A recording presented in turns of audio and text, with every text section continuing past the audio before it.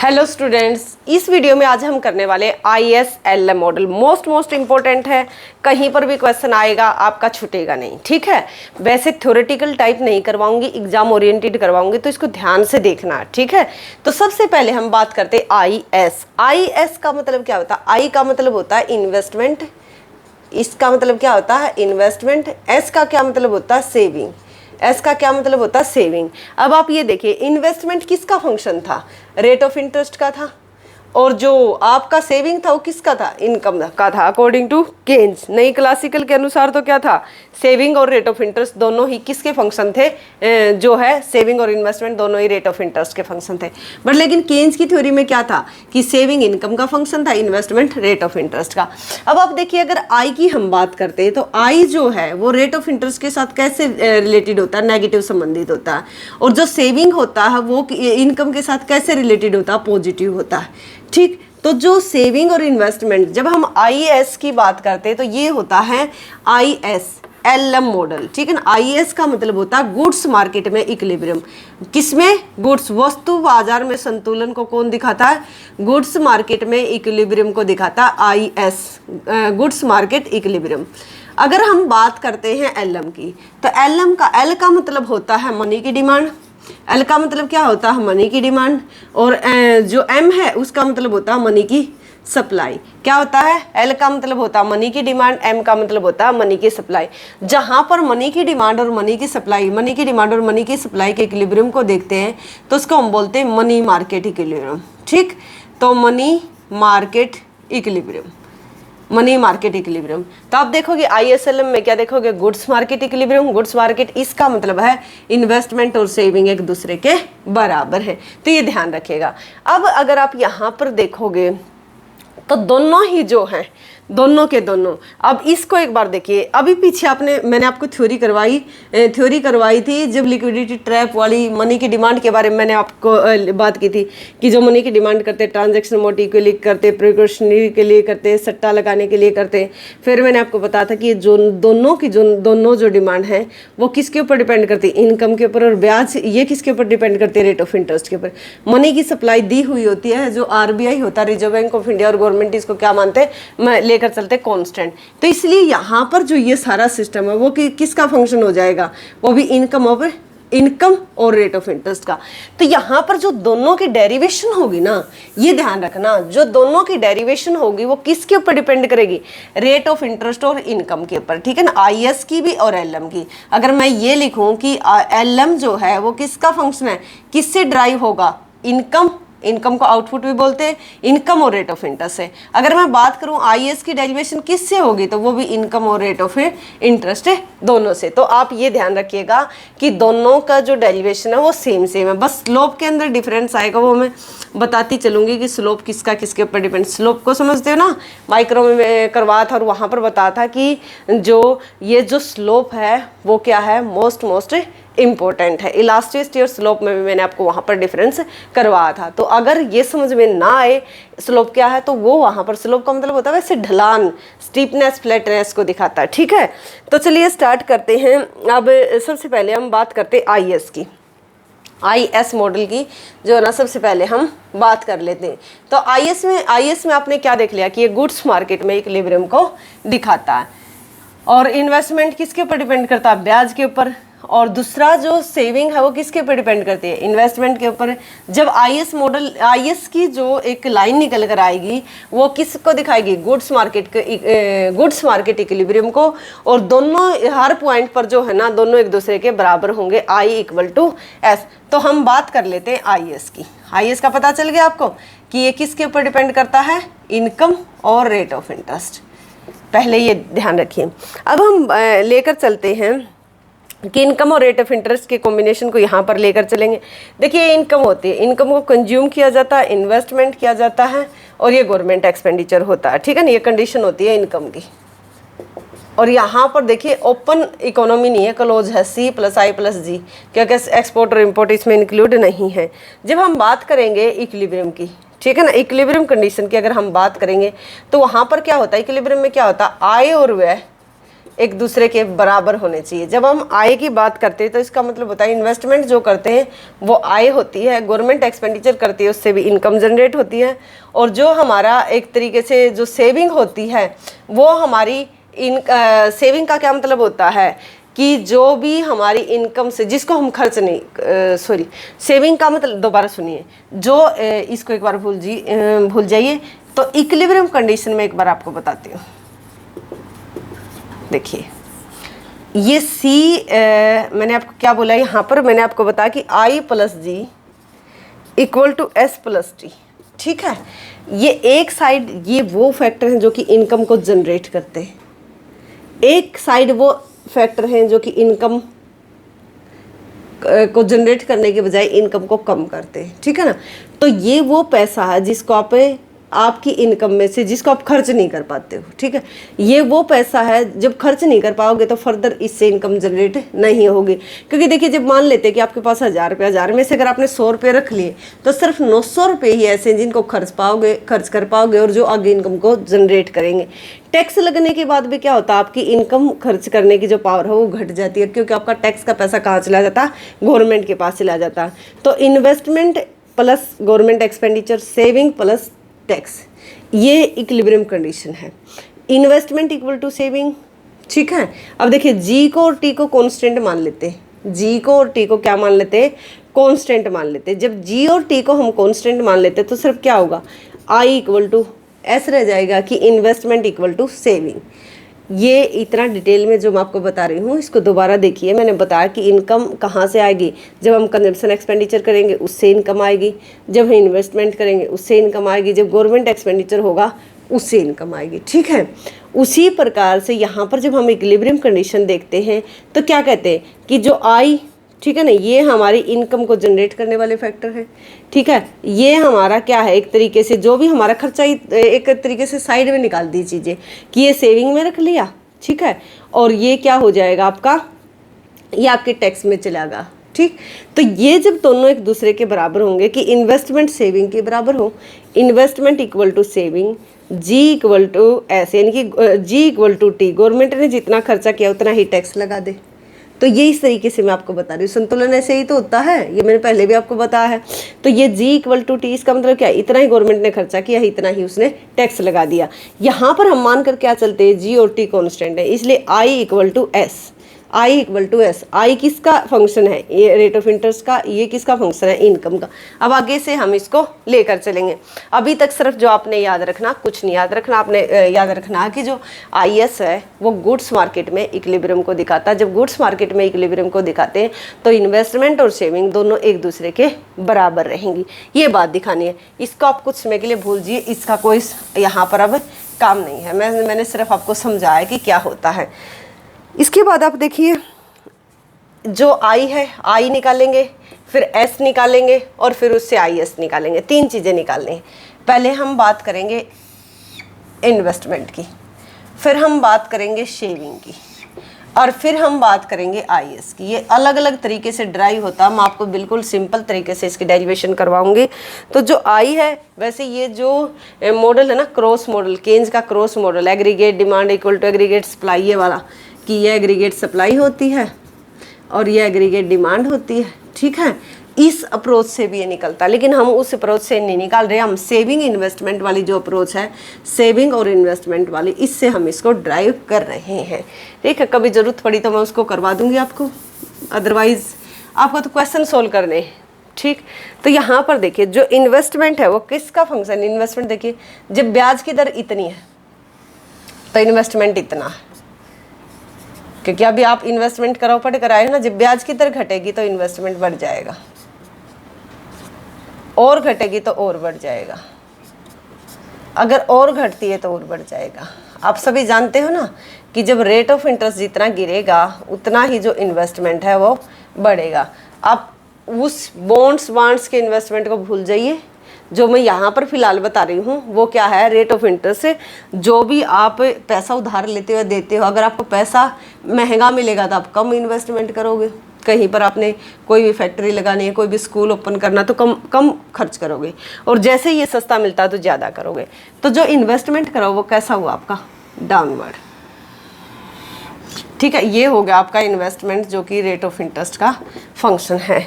उसके बाद आप देखिए, जब रेट ऑफ इंटरेस्ट इतना है, जब रेट ऑफ इंटरेस्ट अगर हम इतना लेकर चले, पहले यही ले लेते या नीचे वाला ले लेते, कितना, ये वाला ले लो, तो करें कि जब रेट ऑफ इंटरेस्ट इतना है, उस टाइम पर जो आपकी इनकम है वो कितनी होगी? जब रेट ऑफ इंटरेस्ट कम है तो इन्वेस्टमेंट ज़्यादा है, तो इनकम का लेवल भी क्या होगा?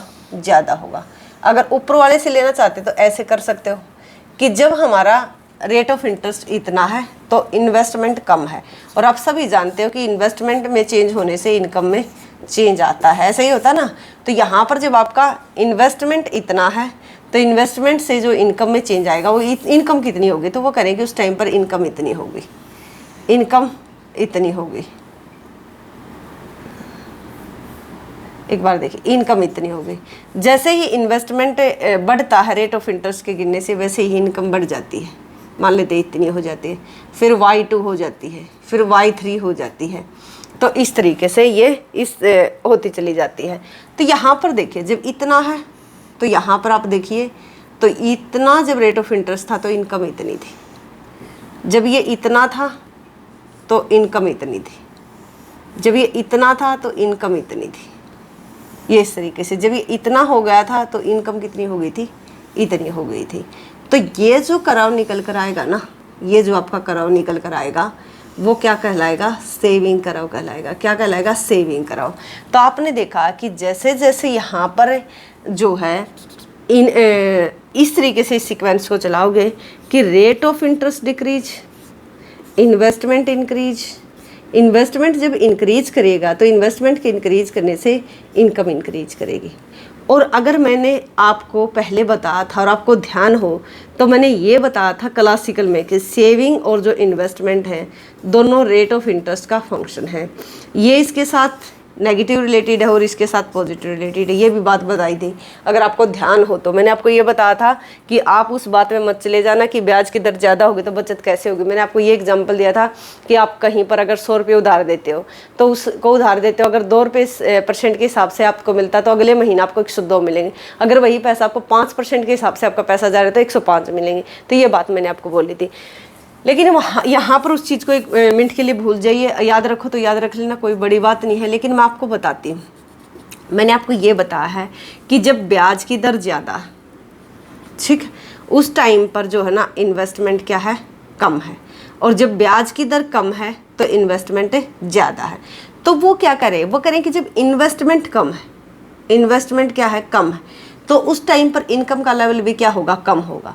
यदि इन्वेस्टमेंट बढ़ेगा तो इनकम का लेवल भी बढ़ेगा, यदि और इन्वेस्टमेंट बढ़ेगा तो और इनकम का लेवल बढ़ेगा। तो ये इसके साथ संबंधित रखना कि ब्याज की दर गिरेगी, इन्वेस्टमेंट बढ़ेगा, इन्वेस्टमेंट बढ़ेगा तो इनकम भी बढ़ेगी।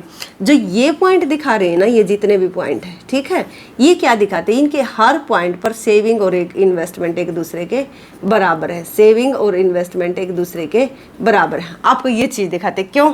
देखो, इतनी इन्वेस्टमेंट है, ठीक है ना, जितना इन्वेस्टमेंट है उतनी ही सेविंग। अभी आपको वैसे इतना लेना चाहिए था ये, लेकिन ये मैंने थोड़ा सा फालतू ले रखा, सिर्फ आपको इतना समझना है कि डाउनवर्ड है और ये पॉजिटिव है। जब इन्वेस्टमेंट ज़्यादा है, ठीक है ना, तो सेविंग भी ज़्यादा है, और इन्वेस्टमेंट ज़्यादा तो सेविंग भी ज़्यादा, और इन्वेस्टमेंट ज़्यादा तो सेविंग भी ज़्यादा। तो इसके हर पॉइंट पर जो है ना, यहाँ पर जो ये लाइन दिखाई हुई है, इस पर क्या है कि जो सेविंग और इन्वेस्टमेंट क्या है? एक दूसरे के बराबर हैं। समझ में आया या नहीं आया?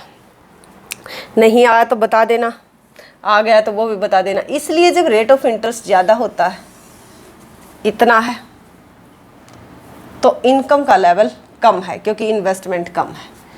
उसके बाद देखिए, जब रेट ऑफ इंटरेस्ट गिरता है तो इन्वेस्टमेंट बढ़ता है, जिस कारण से इनकम बढ़ती है। जब और रेट ऑफ इंटरेस्ट गिरता है तो इन्वेस्टमेंट बढ़ता है और इनकम बढ़ती है। इन अगर हम पॉइंट्स को मिला देते हैं, इन पॉइंट्स को, ठीक, तो ये हो जाता है आपका IS कराव।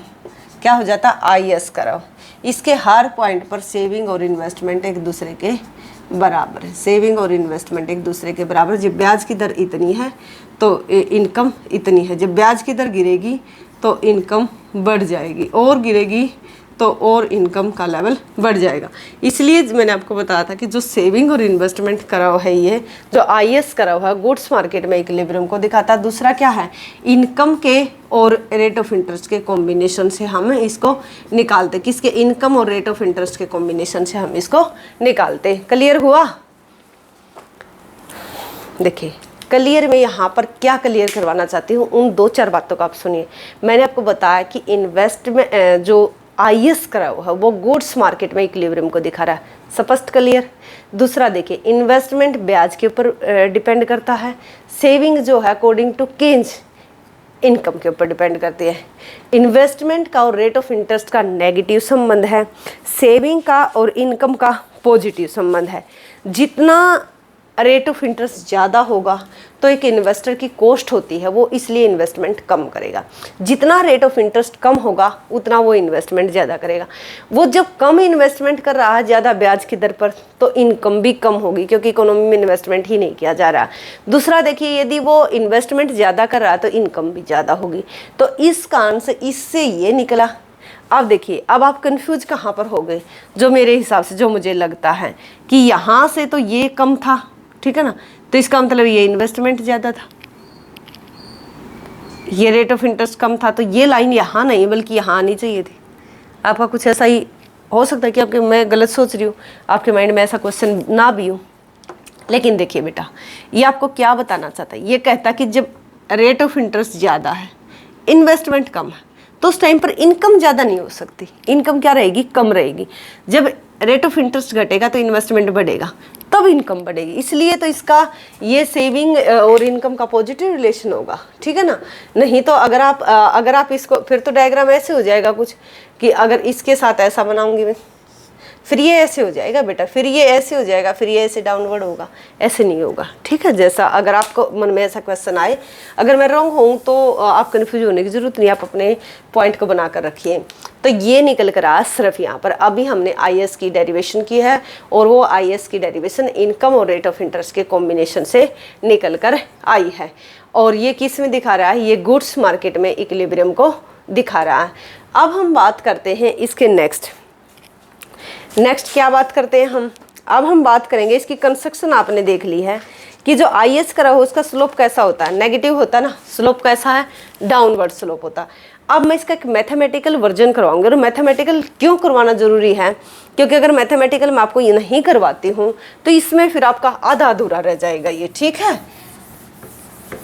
तो थोड़ा सा मैथमेटिकल एक बार कर लेते हैं, और बिल्कुल सिंपल तरीके से करवाऊंगी ताकि आपको आसान भी लगे और आप उस चीज़ को कर भी लो। क्यों करवाऊंगी, क्योंकि एक तो वहाँ इसलिए मैं करवाऊंगी कि हो सकता है कि फॉर्मूले में देकर आपसे पूछ ले, फिर आपको मुश्किल हो जाएगी कि ऐसा तो हमने कभी देखा ही नहीं था। एक तो आपको वहाँ से पता चलेगा इसके स्लोप का, स्लोप, और एक जो इसके आउटर है ना, दो ही चीज़ें, तो क्या चीज़ें पढ़नी है आपने, एक तो ये जानना है कि आईएस निकला कहाँ से है, दूसरा यहाँ पर क्या जानना कि इसकी एक डेरिवेशन कैसे हुई है, आईएस ऐसे कैसे आया। दूसरी बात आपने देखना कि इसका स्लोप के बारे में, फिर आपने देखना कि इसके आउटर के बारे में। और ये हिग्स और हैंसन ने दिया हुआ, किसने, हिग्स हैंसन। ये तो मैंने आपको बताया ही नहीं कि जो ISLM मॉडल है ये किसने दिया, हिग्स और हैंसन ने, ठीक है। ये ध्यान रखिएगा, किसने दिया, हिग्स और हैंसन ने इसको दिया है।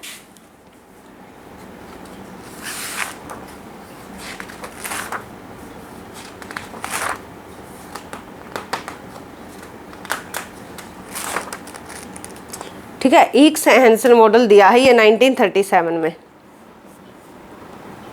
और जो आईएस है क्या है, एक रियल फिनोमिना है, ठीक है, रियल फिनोमिना है। मैंने आपको बताया था ना कि रियल फिनोमिना क्या होता है, क्लासिकल जो है वो किसकी बात करते हैं। एक तो मैंने आपको बताया था मॉनेटरी फिनोमिना का मतलब होता है जब रेट ऑफ इंटरेस्ट का डिटर्मिनेशन किससे हो, मनी की डिमांड मनी की सप्लाई से। रियल फिनोमिना का मतलब होता है जब हम गुड्स की बात करते हैं। तो जहाँ पर सेविंग और इन्वेस्टमेंट से हमने रेट ऑफ इंटरेस्ट को डिटरमाइन किया था, वहीं पर मैंने आपको बताया था कि जो क्लासिकल है वो किसको लेकर चलते हैं, रियल फिनोमिना को, और जो केन्ज क्या है वो मॉनेटरी फिनोमिना की बात करता है। तो ये रियल फिनोमिना और मॉनेटरी फिनोमिना का एक तरीके से दोनों का मिक्सअप है, क्योंकि IS गुड्स मार्केट में इक्विलिब्रियम है, जो कि गुड्स की बात करते हो तो रियल बात कर रहे हो, और जब मनी मार्केट की बात करते हो तो एक तरीके से मॉनेटरी की बात कर रहे हो।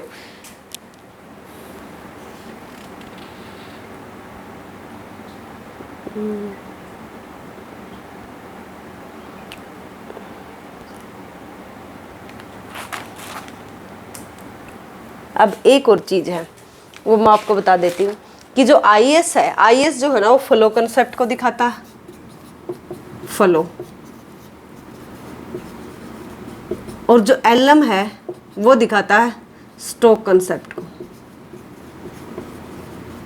ठीक है, देखिए दोबारा ये नोट डाउन करने की चीज़ें हैं। यहाँ पर हम बात करें ISLM, goods market equilibrium, money market equilibrium, real phenomena, real घटना है, ये क्या है, एक तरीके से मॉनेटरी फिनोमिना।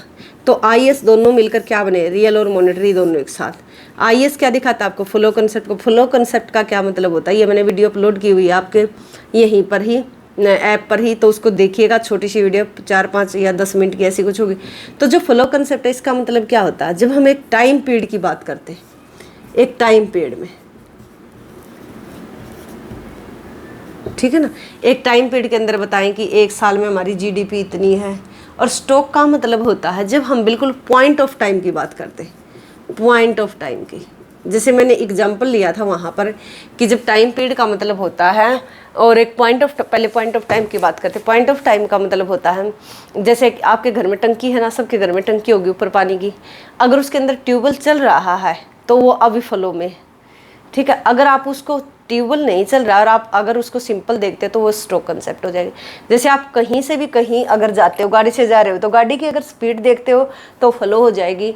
अगर आप उसको वैसे ही देखते हो सिंपल कि ये डिस्टेंस इतना, तो फिर वो स्टॉक हो जाएगी। जब आप एक पॉइंट ऑफ टाइम पर आप बता सको कि ये चीज़ इतनी है, और जब आप एक टाइम पीरियड घंटे में, मिनटों में, 10 दिन का, महीने का, साल का, जब आप उसमें मेजर करते हो तो वो पीरियड ऑफ टाइम होता है, वो फ्लो हो जाएगा ये स्टॉक। वहाँ पर मैंने मेंशन किया हुआ है कि सेविंग क्या होती है, इन्वेस्टमेंट क्या है, मनी की सप्लाई क्या है, ठीक है ना। तो ये सारी चीज़ें बताई हुई, कौन सा स्टॉक और कौन सा फ्लो, ये ध्यान रखें। तो इसका मतलब क्या, ISLM फ्लो और स्टॉक दोनों को लेकर चलते थे। ये क्वेश्चन भी पूछा गया था, ये भी कितनी बार पूछा गया कि ये किसने दिया, हिक्स और हैंसन ने, ठीक है ना। ये दिया था 1937 में दिया था शायद, हाँ 1937 में।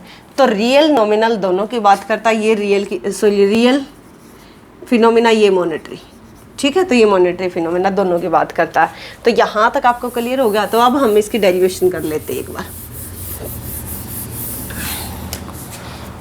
मैथमेटिकल एक बार आपको करवा देती हूँ, उसके बाद बताऊँगी कि क्या है क्या नहीं है। यहाँ पर देखिए ये एग्रीगेट डिमांड है।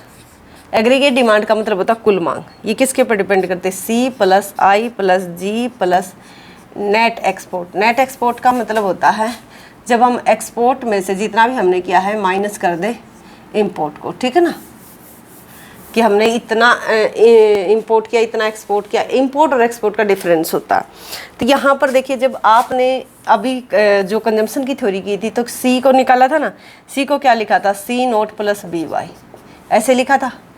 I को मैंने ऐसे लिखवाया था कि I0 + DY, ये इनकम के साथ संबंधित थी। लेकिन यहाँ पर हम ब्याज की दर के साथ इसका संबंध देख रहे हैं। इनकम के साथ तो इन्वेस्टमेंट पॉजिटिव रिलेटेड था, ये ऐसे हमने किया था कि इन्वेस्टमेंट करो जो है, जो प्राइवेट सेक्टर का हमने किया था, जिसको मैंने बोला था कि ये प्राइवेट इन्वेस्टमेंट है, इंडिविजुअल इन्वेस्टमेंट।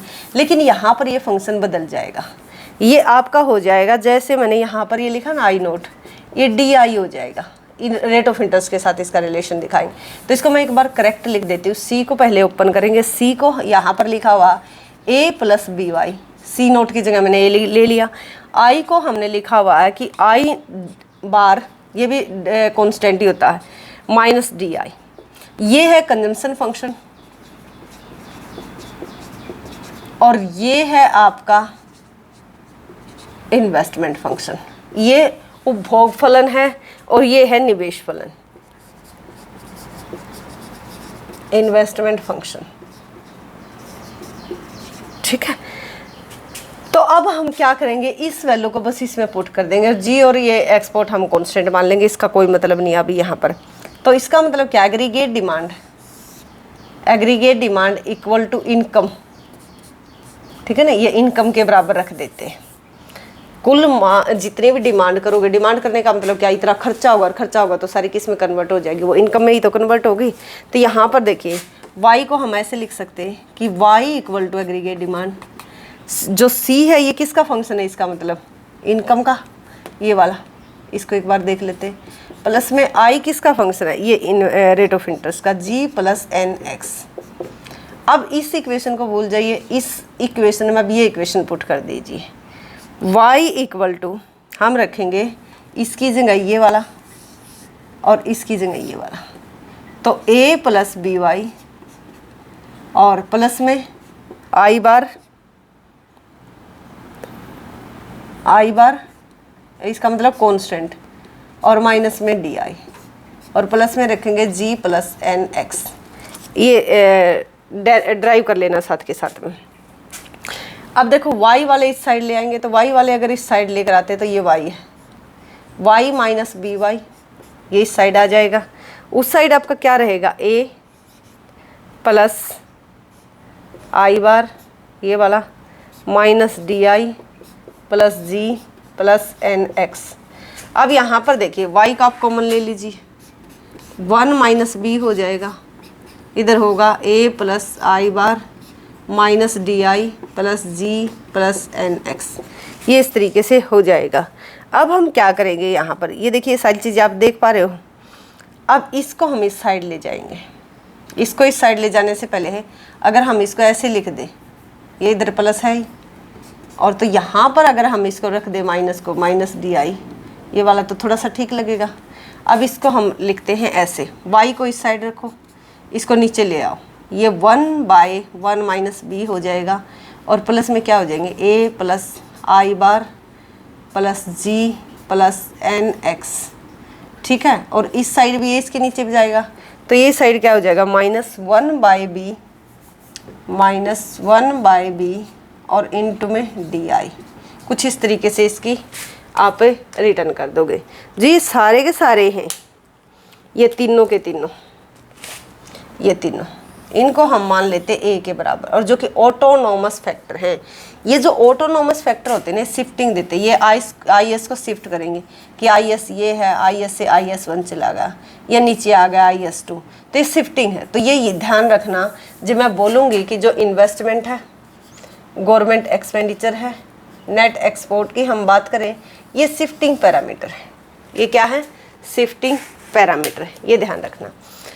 अब हम बात करते हैं उसके आगे, तो इसको क्या लिख दोगे, पूरे को लिख दोगे आप a, इसको आप लिख दोगे a के बराबर, a के इक्वल रख दोगे इसको, तो ये हो जाएगा a प्लस में a जो कि ऑटोनोमस फैक्टर को दिखा रहा है, -1/b और इनटू में डी आई, ये ऊपर भी रख सकते हो, कोई ऐसा मत सोचना कि यही लिखना। तो ये आपकी सारी नोटेशन आ जाती है।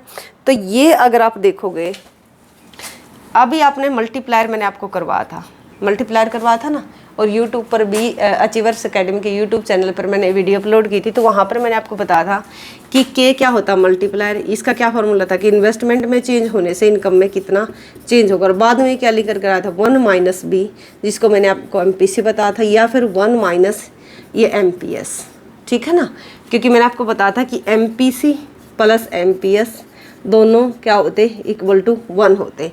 तो अगर आपका इसमें से अगर आप निकालते हो MPS तो क्या हो जाता, 1 माइनस MPC, तो इसको हम ऐसे भी लिख सकते हैं ना, इसको इस तरीके से भी लिख सकते हैं। तो ये जो अगर आप इसको बोलो तो इसको इन्वेस्टमेंट मल्टीप्लायर बोलते हैं। तो ये आपका क्या निकल कर आ गया, अगर आप इसको देखोगे तो ये 1/1 माइनस बी, या फिर ये क्या निकल कर आ गया आपका, इनकम मल्टीप्लायर बोलो या इन्वेस्टमेंट मल्टीप्लायर बोलो, इसको हम लिख देते हैं इनकम या इन्वेस्टमेंट, इनकम या इन्वेस्टमेंट मल्टीप्लायर, ठीक है ना। ये इन्वेस्टमेंट या इनकम मल्टीप्लायर आ गया है आपका। तो जो इनकम या इन्वेस्टमेंट मल्टीप्लायर निकल कर आया है, तो ये देखिए ये आउटर के साथ, क्योंकि ए भी आउटर ही है, ये रहा, ठीक है, और ये सारे आउटर है। तो इसका मतलब क्या कि ऑटोनोमस कंजम्पशन बढ़े, ऑटोनोमस इन्वेस्टमेंट बढ़े, गवर्नमेंट एक्सपेंडिचर बढ़े, नेट एक्सपोर्ट बढ़े, तो सारे के सारे हमारे जो हैं बढ़ते हैं तो ये पॉजिटिव चला जाएगा, घटते हैं तो ये नेगेटिव आ जाएगा। अगर वैसे भी यहाँ पर मैं आपको बताती हूँ कि IS जो शिफ्ट करेगा टैक्स के कारण से कर सकता है, गवर्नमेंट एक्सपेंडिचर के कारण से कर सकता है, इन्वेस्टमेंट के कारण से कर सकता है, ऑटोनोमस जो कंजम्पशन है उसके कारण से कर सकता है, या फिर नेट एक्सपोर्ट के कारण से कर सकता है, टैक्स हो गया, ये हो गया। और जो सेविंग होती है ना, सेविंग के कारण से भी कर सकता है। अप और डाउन नहीं कर रही हूँ मैं, सिर्फ मैंने आपको बताया है कि ये सारे के सारे जो है ना, ये उसको क्या कर सकते हैं, सेविंग को छोड़ दीजिए, सेविंग नहीं आएगा यहाँ पर। टैक्स होगा, government expenditure, investment, autonomous consumption, net export, ये सारे इसको शिफ्ट करने वाले फैक्टर। ये स्लोप नहीं होगा, ये स्लोप नहीं होगा क्योंकि इसके साथ आउटर लगे हुए हैं। स्लोप होगा ये वाला, ये जो इसके साथ लगा हुआ। तो इसका मतलब क्या है कि जो IS का जो स्लोप है ना, ये IS का जो स्लोप है वो क्या है, ये कहलाएगा। अब इसका मतलब क्या कि IS का स्लोप किस किस के ऊपर डिपेंड करता है, IS का, एक तो वो हमें पता चल गया, एक हमें आउटर का पता चल गया। तो इस डेरिवेशन से आपको ये पता चला, ये डेरिवेशन आपके लिए करना जरूरी है। अब इसको मैं आपको दिखाती हूँ एक मैथमेटिकल फॉर्म में किस तरीके से आपसे क्वेश्चन पूछता। सिर्फ वो एक तो निकालना पूछ लेगा आपसे, अगर वो निकालना भी नहीं पूछता है तो वो आपसे पूछ लेगा देकर इक्वेशन कि इसमें से IS की इक्वेशन कौन सी है और LM की इक्वेशन कौन सी है। IS का स्लोप कैसा होता है, नेगेटिव होता है, और LM का क्या होता है, पॉजिटिव होता है। IS का क्या होता है, नेगेटिव, और LM का पॉजिटिव। अब मैं यहाँ पर आपको एक देती हूँ। अभी आपने देखा कि C = A + BY, और अभी आपने देखा कि I = I बार - DI, ये देखा ना यहाँ पर। तो अब मैं आपको C की वैल्यू देती हूँ, और इनकम क्या होती है, इनकम C + I, ठीक है, C + I, इन दोनों को मिलाकर हमारी इनकम की हम बात करते हैं। तो ये इनकम होती है हमारी। अब यहाँ पर आप देखिए, और इनकम को मैंने क्या लिखा था, ये एग्रीगेट डिमांड = इनकम, ये खर्चा है ना, इन्वेस्टमेंट के कंजम्पशन के ऊपर खर्चा, तो ये इनकम होती है। और इसी को हम इसके बराबर भी रख सकते हैं। यदि C की वैल्यू आपको दी मिले, मान लेते मैंने जो वैल्यू ली हुई है 10 + 0.5y, ये आपका कंजम्पशन फंक्शन है, और जो इन्वेस्टमेंट की वैल्यू है 190 20i। अब एक बात का ध्यान रखिए, अगर आपको ऐसा दिया हो, ठीक है ना, और आपसे पूछ ले इक्विलिब्रियम इनकम बताओ, संतुलित आय क्या होगी, तो आपको पता होना चाहिए। एक तो क्वेश्चन यही बनता है कि संतुलित आय क्या होगी, तो आप क्या करोगे, इन दोनों को जोड़ दोगे, इन दोनों को क्या करोगे, C + I जोड़ दोगे तो ये इनकम का लेवल। कई बार आपको यहाँ पर और भी कुछ दिया मिल सकता है। आपको मान लेते हैं कि इनकम की बजाय, जैसे मैंने वो मल्टीप्लायर करवाए थे ना, वहाँ से भी ये क्वेश्चन निकल सकते हैं, ठीक है ना। तो ध्यान रखिएगा, जैसे मैंने आपको बताया था कि ट्रांसफर मल्टीप्लायर था, और जैसे कि यहाँ पर मैंने आपको बताया था कि जो ये है C = A + जो BY है, ये डिस्पोजेबल इनकम है। और डिस्पोजेबल इनकम क्या होती है, जो टैक्स निकालने के बाद आती है। तो ऐसा दिया भी हो सकता है कि ये इनकम दी हो और आपको टैक्स दिया हो, तो आप क्या करोगे, ऐसे कर दोगे A + BY y - D, तो फिर निकाल दोगे। लेकिन आपसे इतना डीप में नहीं पूछने वाला, आप सिंपल देखिए। तो ये दिया हुआ, आप क्या करोगे, इन दोनों को जोड़ दोगे। जोड़ोगे तो क्या हो जाएगा आपका, ये इस तरीके से जोड़ दोगे, क्या हो जाएगा 10 + 0.5y, यहाँ पर y हो जाएगा क्योंकि y के इक्वल ही तो करना है, माइनस में 190 - 20i, ये इस तरीके से हो जाएगा। जब आप इसको सेकंड, अगर इसको ओपन करोगे तो इसकी वैल्यू क्या निकल कर आएगी, ये हो जाएगा y वाला इस साइड ले, y - 0.5y = ये 10, ये कितना हो जाएगा यहाँ पर, अगर इसको करोगे तो, एक सेकंड, कुछ गड़बड़ कर दी मैंने, ये तो प्लस का था ना, यहाँ पर ऐसे करना है हमें, यहाँ पर ये 190 - 20i, ठीक है, क्योंकि प्लस ही तो करना। उसको ओपन करोगे तो यही निकल कर आएगा हमारा, कितना आएगा 10 + 0.5y, और यहाँ पर ये प्लस का है, ठीक है, माइनस का कर दिया था वहाँ पर, ये 20i हो जाएगा। अब यहाँ पर y में से इसको माइनस करो, y - 0.5y = 10 + 190 कितना हो जाएगा, 200 हो जाएगा। तो ये हो जाएगा आपका 200, ठीक है, और ये इस साइड आई ही का है, माइनस कितना हो जाएगा 20i। एक है ये पूरा, एक में से 0.5 जाएगा तो इस साइड क्या रह जाएगा, 0.5y रह जाएगा, 0.5y। ये बड़ा है एक, इसलिए प्लस वाला आ जाएगा यहाँ पर, 20 - 20i। इसको क्या रख सकते हो, 1/2 भी रख सकते हो, ऐसे लिख सकते हो ना, हाफ है ये, तो 1/2y ऐसे लिख सकते हो। तो y इक्वल टू अगर आप करोगे यहाँ पर तो ये कितना हो जाएगा 200, ठीक है, डिवाइड बाई 1/2, माइनस में 20 1/2 और इंटू में i। तो यहाँ पर अगर इसको पलटोगे तो कितना हो जाएगा, मल्टीप्लाई में चला जाएगा यहाँ पर इसके, और ये भी इसका मल्टीप्लाई में चला जाएगा, तो ये कितना हो जाएगा 400 हो जाएगा, 400 हो जाएगा, और ये 40 हो जाएगा। तो ये जो निकल कर आएगी ना, ये जो निकल कर आएगी वो निकल कर आएगी आपकी IS की इक्वेशन। क्या निकल कर आएगी, IS की इक्वेशन निकल कर आएगी। ये ध्यान रखना यहाँ पर माइनस होगा, क्योंकि अभी आपने पढ़ा था कि 1/, में क्या पढ़ा था, 1/, में ऐसे निकला था ना कि y इक्वल टू 1/, में 1 माइनस बी ऐसे, और माइनस में आपने पढ़ा था कि डी, हाँ 1 डिवाइड बाई 1 माइनस बी और डी। तो ये आपका इस तरीके से स्लोप है, और स्लोप कैसा होता है, IS का नेगेटिव होता है। स्लोप कैसा होता है, नेगेटिव होता है। एक तो आपको पता चल गया है कि स्लोप जो है ना वो MPC के ऊपर डिपेंड करेगा, और एक किसके ऊपर डिपेंड करेगा, दूसरा किसके ऊपर डिपेंड करेगा, रेट ऑफ इंटरेस्ट के ऊपर भी डिपेंड करेगा। उसके बाद आप देखिए एक तो MPC के ऊपर डिपेंड करेगा, दूसरा 1 माइनस बी किसके बराबर होता है, यानी कि अगर ये कंजम्पशन है 1 माइनस MPC है तो किसके बराबर होता है, MPS के बराबर भी। तो इसका मतलब क्या, MPS के साथ भी इसका रिलेशन होगा। तो कुल मिलाकर ये दोनों किससे संबंधित है, मल्टीप्लायर से। तो इसका संबंध किससे होगा, मल्टीप्लायर से। ये आपको कन्फर्म हो गया है कि ये मल्टीप्लायर से इसका रिलेशन हो गया। तो ये क्लियर हुआ आपको, क्योंकि अब आपने समझ गए हो कि अगर इस तरीके से इक्वेशन लिखी मिलती है तो वो क्या कहलाएगी, आपकी IS की इक्वेशन होगी। तो पेपर में इसको निकाल भी सकते हो आप, और नहीं निकालना आए अगर वैसे इक्वेशन पूछी जाती है तो वो भी आप कर सकते हो। तो अब हम बात करते हैं इसकी स्टीपनेस और फ्लैटनेस की। तो आपको क्लियर हो गया, रेट ऑफ इंटरेस्ट के ऊपर, मल्टीप्लायर के ऊपर ये डिपेंड करेगा।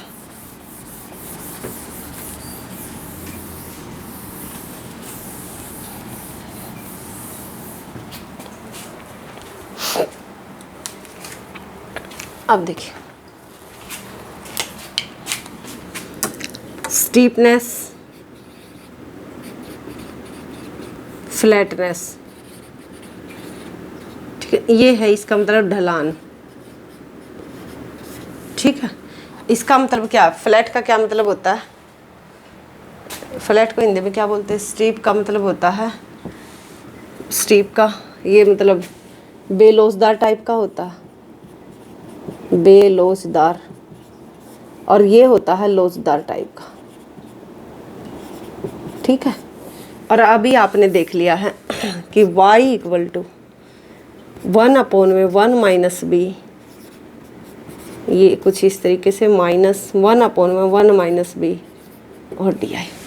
ठीक है, ये इसका स्लोप है कुल मिलाकर। ये फ्लैट कब होगा, स्टीप कब होगा, इसके बारे में हम जानेंगे। पहले रेट ऑफ इंटरेस्ट के बारे में जान लेते हैं कि यहाँ पर आपका ये कब होता है ऐसा, ये फ्लैट होता है ऐसा।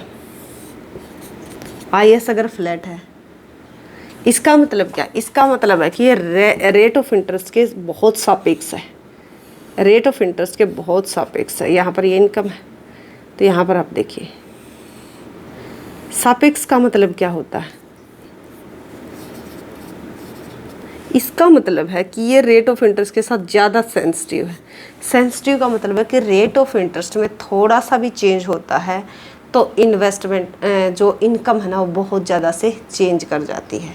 ठीक है, मैंने आपको क्या बोला कि जब रेट ऑफ इंटरेस्ट में थोड़ा सा भी चेंज होता है, जब इनकम के ऊपर बहुत ज़्यादा प्रभाव पड़े तो IS कैसा होगा, फ्लैट होगा। समझे, अगर यहाँ पर मैं आपको बताऊँ कि रेट ऑफ इंटरेस्ट अगर चेंज होता है तो उससे क्या होता है, इन्वेस्टमेंट चेंज होता है। इन्वेस्टमेंट अगर चेंज होता है तो उसके बाद क्या होगा, इनकम चेंज होगी। इनकम अगर चेंज होगी तो सेविंग चेंज होगी, और सेविंग जो होगी वो आपकी क्या कर दी जाएगी, इन्वेस्टमेंट कर दी जाएगी। समझे आप मेरी बात को।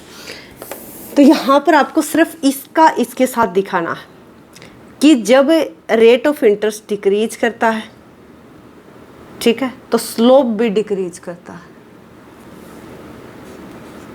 पहली बात तो ये नहीं, वो सॉरी, दोबारा सुनिए, मैं आपको क्या कहती हूँ, वो जो पहले मैंने आपको बोला था कि ये इसके साथ अगर रिस्पॉन्सिवनेस ज़्यादा, ये रेट ऑफ इंटरेस्ट के साथ ज़्यादा सापेक्ष है, इसको हम बोलते हैं यदि निवेश ब्याज दर के साथ अधिक सापेक्ष है। अगर यहाँ पर आप इससे समझना चाहो ना खाली आई से, तो आई से समझ लो कि ये इन्वेस्टमेंट है, ये इन्वेस्टमेंट, और यहाँ पर ये रेट ऑफ इंटरेस्ट है। ये देखिए रेट ऑफ इंटरेस्ट में थोड़ा चेंज होता है, इन्वेस्टमेंट में ज़्यादा। तो यहाँ पर आप बोलोगे जब रेट ऑफ इंटरेस्ट इन्वेस्टमेंट के साथ ज़्यादा रिस्पॉन्सिव है या ज़्यादा प्रभावित होता है, या फिर ज़्यादा रिस्पॉन्सिवनेस के बाद और भी तो होता है, क्या बोलते हैं उसको, अभी मुझे ध्यान नहीं आ रहा, रिस्पॉन्सिव या इलास्टिक आप बोल सकते हो, ठीक है ना। जब रेट ऑफ इंटरेस्ट किसके साथ, इन्वेस्टमेंट के साथ अधिक सापेक्ष रिस्पॉन्सिवनेस,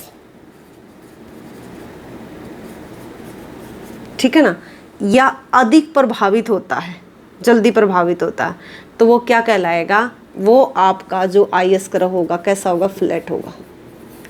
यदि रेट ऑफ इंटरेस्ट के साथ इन्वेस्टमेंट कम सापेक्ष है, कि ब्याज में बहुत ज़्यादा फर्क पड़ता है लेकिन इंटरेस्ट रेट में ब्याज में बहुत ज़्यादा फर्क पड़ता है लेकिन इन्वेस्टमेंट में इतना फर्क नहीं पड़ता, बहुत ज़्यादा से गिर गया लेकिन इन्वेस्टमेंट इतने से नहीं बढ़ा, तो इसका बदल दो, बहुत कम सापेक्ष इरिस्पॉन्सिवनेस, तो इसका मतलब क्या होगा, ये स्टीप। जब ये खड़ा खड़ा है तो स्टीप है, बेलोसदार टाइप का, और जब ये पड़ा हुआ है तो ये लोसदार है या फ्लैट, आप इसको बोलो।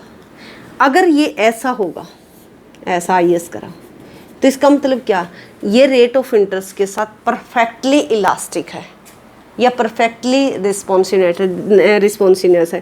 देखिए ब्याज में अगर थोड़ा सा भी चेंज होता तो इसमें बहुत ज़्यादा से चेंज आ जाएगा, ये ध्यान रखिएगा आपका। अगर ब्याज की दर बढ़ जाती है तो इन्वेस्टमेंट जीरो को अप्रोच करेगा, ठीक है। अगर ये घट जाती है थोड़ी सी भी तो बहुत ज़्यादा बढ़ जाएगा, तो ये बहुत जल्दी प्रभावित होता। तो ये परफेक्टली इलास्टिक अगर IS करा हुआ है तो इसका मतलब है रेट ऑफ इंटरेस्ट इन्वेस्टमेंट के साथ ज़्यादा मतलब परफेक्टली रिस्पॉन्सिव है, ठीक है ना, परफेक्टली इलास्टिसिटी का ये मतलब होगा। अगर ये इनइलास्टिक है, IS करा हुआ आपका ऐसा, तो इसका मतलब क्या, इसका मतलब इसका ब्याज की दर का इसके ऊपर कोई प्रभाव नहीं पड़ता, इसको बोलते हैं इंटरेस्ट इन इलास्टिक। इसको हम बोलेंगे interest in elastic, interest in elastic, और इसको बोलेंगे interest perfectly elastic, interest elastic या इंटरेस्ट परफेक्टली इलास्टिक।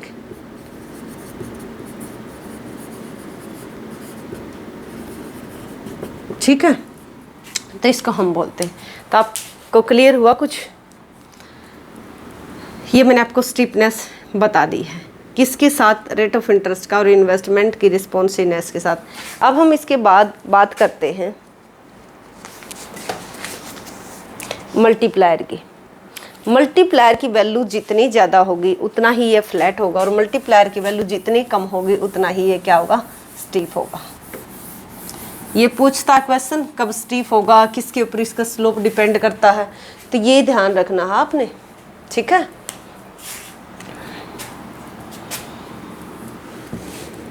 अब देखिए मल्टीप्लायर जो है, मल्टीप्लायर की वैल्यू जितनी ज़्यादा होगी, मल्टीप्लायर की वैल्यू जितनी ज़्यादा होगी उतना ही जो IS है वो फ्लैट होगा, और इसका उल्टा आप कर ही सकते हो, जितनी कम होगी उतना ही। अब मल्टीप्लायर की वैल्यू ज़्यादा कब होती है, जब इन्वेस्टमेंट में थोड़ा सा चेंज आने से इनकम में बहुत ज़्यादा चेंज आए। ये हुआ 10% से इंक्रीज, यहाँ से हो जाए 50% से, ठीक है ना। तो अगर 50/10 करते हैं तो मल्टीप्लायर की वैल्यू कितनी आ जाएगी, 5 आ जाएगी। तो जब इन्वेस्टमेंट में थोड़ा चेंज आए और इनकम में बहुत ज़्यादा चेंज आ जाए तो जब मल्टीप्लायर की वैल्यू ज़्यादा होगी। मल्टीप्लायर की वैल्यू कब ज़्यादा होती, ये होता कि हमारा लास्ट में फाइनल जब डेरिवेशन होकर आता 1 - MPC या 1/1 MPS, ऐसा होता, ये होता है लास्ट रिजल्ट जो होता।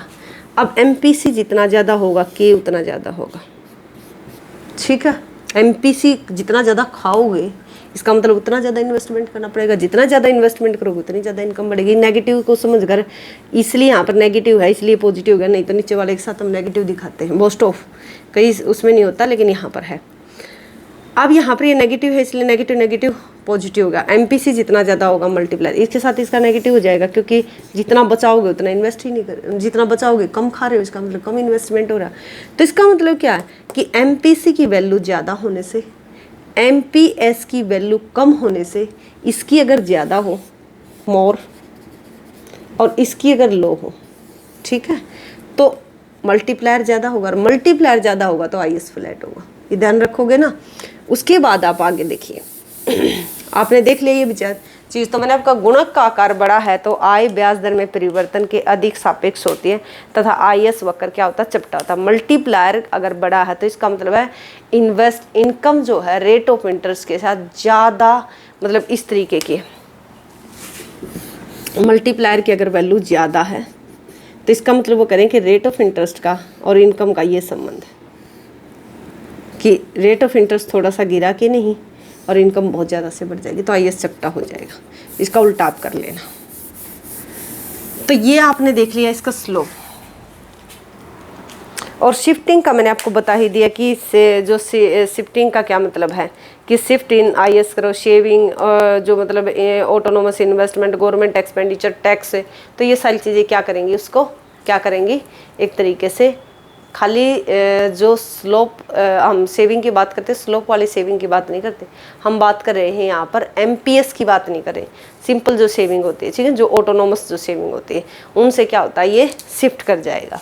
वहाँ पर मैंने आपको ये बोला था ना कि ये सेविंग नहीं होगी, ये नहीं होगा,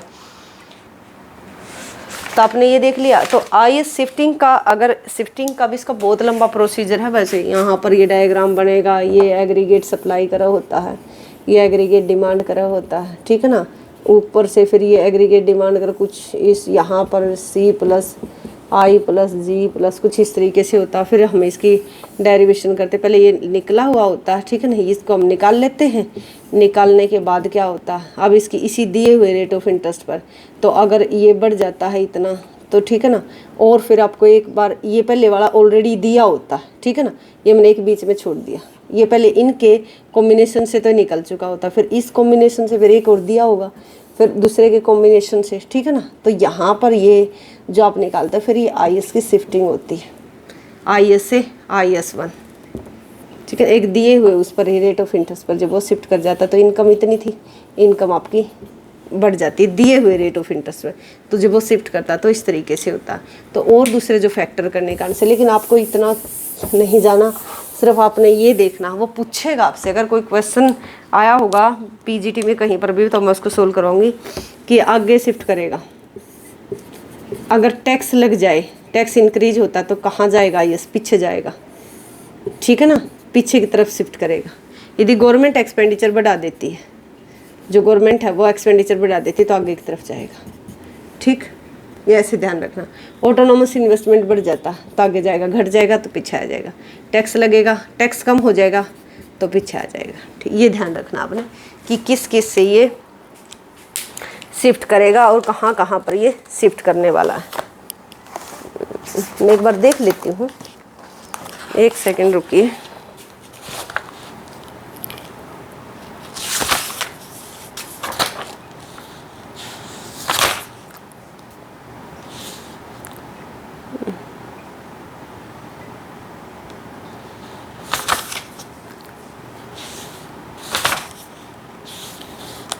अगर यहाँ पर आप देख पा रहे होगे, ये मैं आपको भेज दूंगी, ठीक है ना, ये वाले नोट्स जो है ना मेरे, मैं आपको भेज दूंगी। तो ये देखिए शिफ्टिंग इस तरीके से होगी इसकी, कि ये एग्रीगेट डिमांड है, ठीक है, स्टार्टिंग में इस पॉइंट से और इस पॉइंट से, ई से E1 जो है यहाँ से इसकी शिफ्टिंग मतलब बना हुआ है ये इस तरीके से। जब इसके बाद अगर आप देखोगे इस पॉइंट के बाद अगर सी और आई थे ना, यदि गवर्नमेंट एक्सपेंडिचर आ जाता है इसमें तो इसके बाद पॉइंट E2 हो जाएगा, तो एक ये पॉइंट होगा। उसके बाद क्या होगा, इसमें देखो C प्लस आई प्लस, यहाँ पर ये गवर्नमेंट एक्सपेंडिचर में फिर चेंज हो रखा, तो ये इस तरीके से निकल कर आएगा। तो इस पॉइंट को और इस पॉइंट को अगर हम देखते हैं तो ये क्या निकल, ये हमारी शिफ्टिंग को दिखाएगा, ठीक है। फॉरवर्ड और बैकवर्ड होती है, आगे की तरफ और पीछे की तरफ।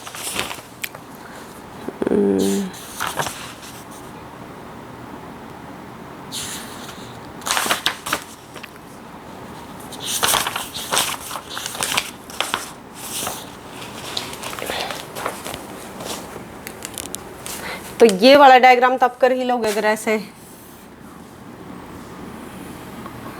अभी मैं बताऊंगी कहाँ पर मॉनेटरी फिस्कल पॉलिसी इफेक्टिव होती है, अभी वहाँ तक हम गए ही नहीं है। सिर्फ ये इंटरेस्ट के साथ परफेक्टली इलास्टिक है, ये परफेक्टली इन इलास्टिक है, और यहाँ पर क्या है, जितना ये इस साइड जाता जाएगा उतना ही ये रेट ऑफ इंटरेस्ट का प्रभाव इसके ऊपर कम पड़ेगा, और ये इस साइड होगा तो थोड़ा सा भी रेट ऑफ इंटरेस्ट में चेंज होने से जो इनकम है ना वो बहुत ज़्यादा से चेंज हो जाएगी, यही से एरिया तक। ठीक, तो इस साइड ये जितना आएगा उतना ही रिस्पॉन्सिवनेस रेट ऑफ इंटरेस्ट के साथ इसकी घटती जाएगी, और जितना ऊपर की तरफ जाएगा उतनी ही ये बढ़ती चली जाएगी। अभी तो कई सारी चीज़ें आपने करनी है कि क्राउडिंग आउट इफेक्ट क्या होता है।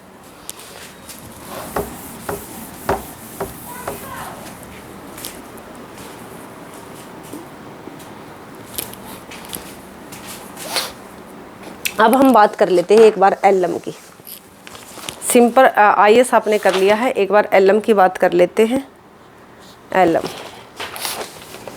एक बार मैं थोड़ी सी मार्कर में ना साइन डाल लेती हूँ, 2 मिनट रुकिए।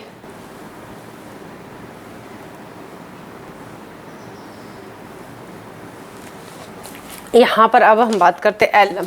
एलएम क्या, एक मॉनेटरी फिनोमिना। दूसरा आपको क्या है कि ये एक तरीके से स्टॉक कंसेप्ट है, क्योंकि मनी की सप्लाई जो है ना दी हुई होती है, ठीक है ना, इसलिए स्टॉक कंसेप्ट है जिसको हम एक टाइम पीरियड पर मेजर कर सकते हैं। जो एलएम का जो स्लोप होता है ना, एलएम का जो स्लोप होता है, एलएम वो पॉजिटिव होता है। कैसा होता है, पॉजिटिव। अब यहाँ पर ये मनी की डिमांड को दिखाता है, ये मनी की सप्लाई को। जब ये निकल कर आएगा ना तो उसके हर पॉइंट पर, एलएम के हर पॉइंट पर मनी की डिमांड, मनी की सप्लाई एक दूसरे के बराबर होगी, और जो मनी मार्केट है ना वो इक्विलिब्रियम में होगी। मनी मार्केट किस में होगी, इक्विलिब्रियम में होगी, संतुलन में होगी, ये ध्यान रखना आपको, ठीक है। तो इसको मत भूल जाना। यहाँ पर कैसे चलता है, ये ऐसे चलता है। देखिए मैं पहले आपको इसको डेरिवेशन बता देती हूँ ओरली यहाँ पर बोर्ड पर लिखकर। सबसे पहले क्या होता है, आउटपुट इंक्रीज होता है, आउटपुट इंक्रीज, मनी की सप्लाई दी हुई होती है। अब जब आउटपुट इंक्रीज होता है तो मनी की डिमांड इंक्रीज होती है। मनी की जब डिमांड इंक्रीज होती है तो रेट ऑफ इंटरेस्ट इंक्रीज होता। अब देखिए इस लाइन का मतलब क्या, इस लाइन का मतलब आउटपुट का मतलब ये है, मान लेते हैं, और प्राइस भी दिए हुए होते हैं यहाँ पर, मान लेते हैं कि आप जो है ना प्रोडक्शन की बात करें, जो वस्तु और सेवा की बात होती है, मान लेते हैं कि इकोनॉमी में आउटपुट ना 5 यूनिट, ठीक। यहाँ पर जो प्राइस है ना वो मान लेते हैं कि 10 रुपये पर यूनिट है। तो जो टोटल आपको इनकम चाहिए ना, मनी की डिमांड कितनी करोगे आप, 50 रुपये की। यदि आपका आउटपुट बढ़ जाए, ये हो जाए 8 यूनिट, और यहाँ पर हम मान लेते हैं कि मनी की सप्लाई जो है ना वो 50 है, मान लेते हैं 50, आप जितनी मानो मान लेना। यहाँ पर अब इसकी कीमत हो जाए, प्राइस कांस्टेंट रहे लेकिन 8 हो जाए, आउटपुट बढ़ गया। अब आपको कितने रुपए चाहिए, 80। लेकिन इकोनॉमी में कितने दिए हुए हैं, आरबीआई ने इसको और गवर्नमेंट ने इसको एक तरीके से मनी की सप्लाई को कांस्टेंट किया हुआ। वैसे बहुत ज़्यादा मनी की सप्लाई कर नहीं सकते, तो ये जो अथॉरिटी होती है, मेन अथॉरिटी, इसको डिसाइड करके चलती है कि कितनी रहेगी। अब यहाँ पर देखिए मनी की डिमांड ज़्यादा है और सप्लाई कम है। अब जब पैसा कम है मार्केट में और उसकी डिमांड ज़्यादा की जा रही है, अब आपको 80 रुपये चाहिए, तो क्या करेगा, ब्याज की दर ही बढ़ेगी, ठीक। ये सीक्वेंस चलेगी, इस सीक्वेंस से ही आप एलएम को ड्राइव करोगे, ठीक है। इस पहले थ्योरेटिकल करवाऊंगी, उसके बाद फिर मैं इसको प्रैक्टिकल करवाऊंगी। और जो एलएम का जो स्लोप होता है ना पॉजिटिव होता है, और एलएम को जो आप निकालते हो ना वो इनकम और रेट ऑफ इंटरेस्ट से ही निकालते हो, क्योंकि अभी अभी मैंने आपको बताया है कि इनकम और रेट ऑफ इंटरेस्ट से इसको क्यों निकाला जाता है, क्योंकि मनी की सप्लाई दी है और रेट ऑफ जो मनी की डिमांड है वो किसके ऊपर डिपेंड करती थी, सट्टे वाली किसके ऊपर डिपेंड, ब्याज के ऊपर, और एलटी और एलपी किसके ऊपर, इनके ऊपर। इसलिए जो टोटल मनी की डिमांड है वो रेट ऑफ इंटरेस्ट इनकम का फंक्शन है। इनकम और रेट ऑफ इंटरेस्ट के कॉम्बिनेशन से ही हम एलएम को निकालेंगे। अब हम लेकर चलते हैं कि यहाँ पर सबसे पहले ये वाला डायग्राम बनेगा। यहाँ पर हमने लिया आउटपुट, ठीक है, ये दूसरे वाला डायग्राम बनेगा।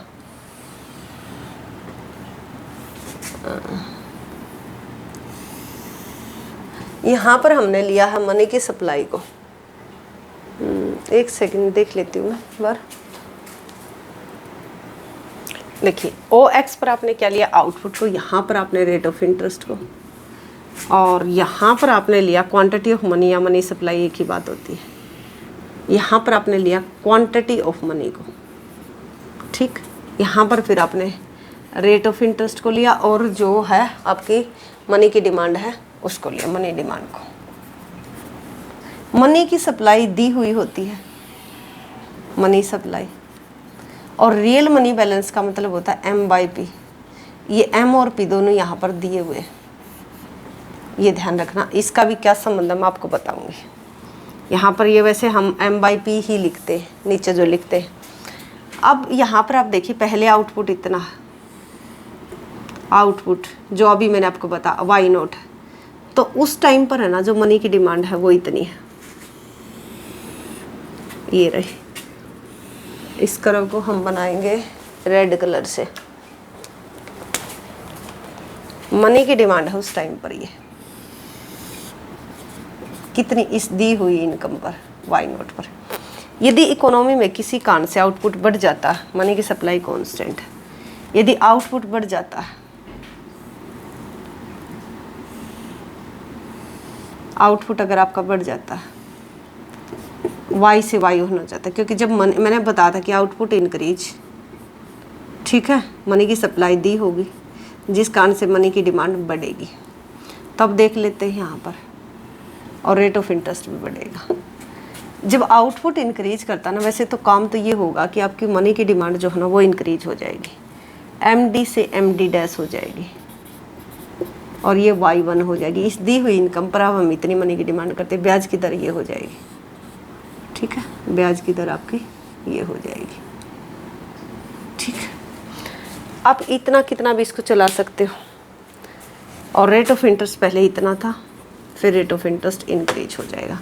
तो आप इस LM को ऐसे ड्राइव कर पाओगे, ये LM हो जाएगा, LM। इसके हर पॉइंट पर, इस पॉइंट पर मनी की डिमांड और मनी की सप्लाई इक्वल होंगी, और इसको हम बोलेंगे money market equilibrium, money market equilibrium, ठीक है। इसको हम क्या बोलेंगे, मनी मार्केट इक्विलिब्रियम।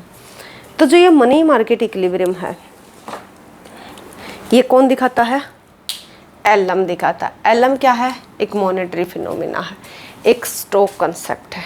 वो क्या था, रियल फिनोमिना था, और क्या था, स्टॉक फ्लो कंसेप्ट था। तो दोनों मिलाकर अगर आपसे कोई भी कुछ पूछे तो आप बता दो, अगर ये प्रोसीजर है, ये LM की डेरिवेशन होती है, तो आप इसको निकाल लेना। अब इसको आगे शिफ्टिंग की बात होगी, क्या होगी वो मैं आपको बताती हूँ। एक बार शिफ्ट करने की बात करते हैं। यहीं पर यदि ये शिफ्ट करता है ऐसे, LM आगे की तरफ, LM से LM1, तो इसका मतलब क्या होता है, जब ये शिफ्ट करता है तो इसका मतलब होता है मनी की सप्लाई बढ़ गई है। LM का आगे की तरफ शिफ्ट करने का मतलब मनी की सप्लाई इंक्रीज हो गई है, या फिर प्राइस लेवल डिक्रीज हो गए। प्राइस घटते ना तब भी मनी की सप्लाई बढ़ती है, खरीदने की क्षमता बढ़ जाती है ना। तो जब प्राइस घटे और मनी की सप्लाई बढ़े, तो दोनों में ही जो LM है वो राइट शिफ्ट करेगा। राइट का मतलब ऐसे आएगा। ये अभी क्या है क्या नहीं है, ये मैं जब वहाँ पर, वैसे शिफ्टिंग इसकी भी ज़बरदस्त है, मैं लेकिन बेटा उसका करवाने का फ़ायदा नहीं है। करवा देती, क्योंकि ये वैसे ही 2-3 घंटे में ख़त्म होगा, फिर आपको समझ में भी नहीं आएगा, क्योंकि आप कर रहे हो बिल्कुल। PGT में इतना नहीं आता जितना मैं आपको करवा रही हूँ। फिर भी मैं आपको ये सोच रही हूँ कि एक भी आपका क्वेश्चन कहीं से ना छूटे, तो मैं सिर्फ आपको बता रही हूँ। इसके अपोजिट कर दो कि मनी सप्लाई घट जाए, कीमत बढ़ जाए, तो ये इस साइड आ जाएगा, लेफ़्ट शिफ्ट कर जाएगा। आप देख पा रहे होगे ना, इसको एक बार चेक कर लेती हूँ। हाँ, देख पा रहे हो। तो ये इसका इस तरीके का ये सिनेरियो रहेगा। अब आपको यहाँ पर क्या क्या पता चलेगा कि LM का जो स्लोप है वो पॉजिटिव है, वो भी इनकम और किस से निकलता है, रेट ऑफ इंटरेस्ट से निकलता है।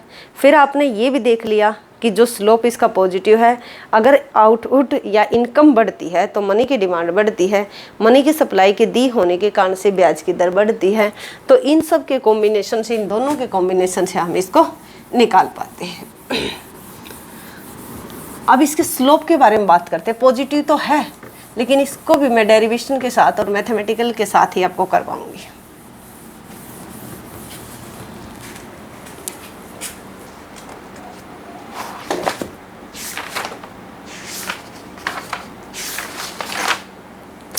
देखिए जो IS का स्लोप था वो नेगेटिव था, इसका स्लोप जो है वो कैसा है, पॉजिटिव है।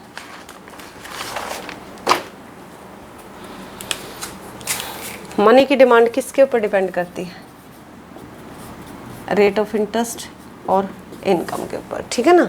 मनी की डिमांड जो है किसका फंक्शन है, इनकम का। इनकम के साथ पॉजिटिव रिलेटेड होती है और रेट ऑफ इंटरेस्ट के साथ नेगेटिव रिलेटेड होती है।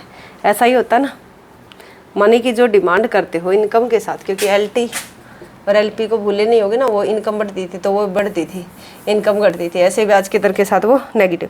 People demand is for real money balance rather than the nominal. ये क्या करे, वो कर रहे हैं कि जो पीपल है ना, नॉमिनल मनी की डिमांड नहीं करते। नॉमिनल का मतलब होता है कि जहाँ पर आप अपने परचेजिंग पावर को नहीं देखते हो, सिर्फ आपका पहले सैलरी 50,000 थी, ये 80,000 रुपये हो गई है।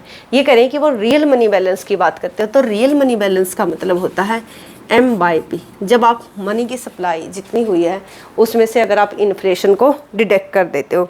The demand for money is balance depend on the level of income और रेट ऑफ इंटरेस्ट। इसके साथ ये नेगेटिव और इसके साथ ये पॉजिटिव, ये बात बोली गई है। Demand for real money balance increase with the rise in level. वही मैंने आपको बता दी, इनकम बढ़ेगी तो मनी की डिमांड बढ़ेगी, रेट ऑफ इंटरेस्ट बढ़ेगा तो मनी की डिमांड घटेगी। अब हम देखते हैं कि जो मनी की डिमांड है, ये तो आपने देख ही लिया, तो ये एक लीनियर फंक्शन होता है। लीनियर फंक्शन, क्योंकि अभी IS भी तो लीनियर ही था, स्ट्रेट लाइन थी, कोई टेढ़ी मेढ़ी थोड़ा थी, ऐसे ही है। तो इसको हम L से दिखाएंगे।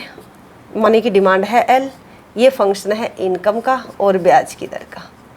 अगर हम इसको इस तरीके से लिखते हैं KY माइनस HI, जो K और H है, K और H है, वो आपको दिखाते हैं, वो बताते कि ये 0 से ज़्यादा होते। इसका मतलब क्या, ये अभी आपने देखा कि मनी की डिमांड किसके ऊपर डिपेंड करती है, इनकम के ऊपर और रेट ऑफ इंटरेस्ट के ऊपर। ये सट्टे वाले मनी की डिमांड है, ये वाले, क्योंकि रेट ऑफ इंटरेस्ट का इसका नेगेटिव संबंध था LS वाले का।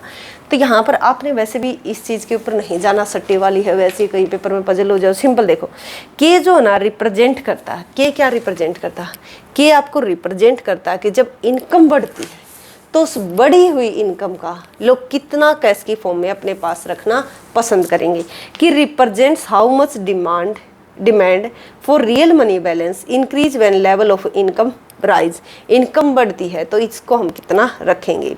और H जो है वो रिप्रेजेंट करता है low much demand for real money balance decrease when rate of interest rise, ठीक है ना। तो वो करें कि रियल मनी बैलेंस कितना डिक्रीज होता है जो हम रखते हैं जब ब्याज की दर बढ़ती है। ये दो चीज़ें हैं। द इक्विलिब्रियम कहाँ पर होगा, जहाँ पर मनी की डिमांड और मनी की सप्लाई एक दूसरे के बराबर होंगे। ये तो संतुलन को तो आप जानते हो कि इक्विलिब्रियम कहाँ पर होगा। इक्विलिब्रियम जहाँ पर मनी की डिमांड और मनी की सप्लाई एक दूसरे के बराबर होगी। ये देखिए, ये बढ़ेगी तो ये कितना रखोगे, ये घटती है तो तब हम इसको कितना रखते हैं। अब उसके बाद इक्विलिब्रियम का पता चल गया। तो मनी की डिमांड है ये और मनी की सप्लाई क्या थी, M/P, और मनी की डिमांड है KY माइनस HI। ये रियल मनी बैलेंस है, ठीक है, रियल बैलेंस है जो आप अपने पास रखना चाहते हैं। नॉमिनल की बात नहीं करते। रियल का मतलब होता है जब आप उसको इसमें से इन्फ्लेशन को निकाल देते हो। M जो है यहाँ पर ये क्या है, ये मनी की सप्लाई दी हुई होती है सेंट्रल बैंक के द्वारा। प्राइस को भी स्थिर माना गया है, ठीक है ना, प्राइस भी क्या है, दिए हुए हैं, रिमेन कांस्टेंट है। तो अब वो करें कि अगर हम इसकी इक्वेशन को सोल्व करते तो इक्वेशन क्या आएगी। इक्वेशन को एक बार देखिए, I को आप इस साइड ले आइए, आप इस तरीके से कीजिए, HI equal to KY minus में ये इस साइड चला जाएगा M/P। ये इसका लगाने का मतलब स्थिर है तो हटा दो, मैंने आपको बताई दी। अगर आप यहाँ पर I, ये इस साइड प्लस का हो गया, अगर आप I को इस साइड रखते हो तो क्या होगा, यहाँ पर अगर इसको ड्राइव करोगे तो कुछ ऐसा हो जाएगा 1/H, ठीक है, और KY माइनस M/T,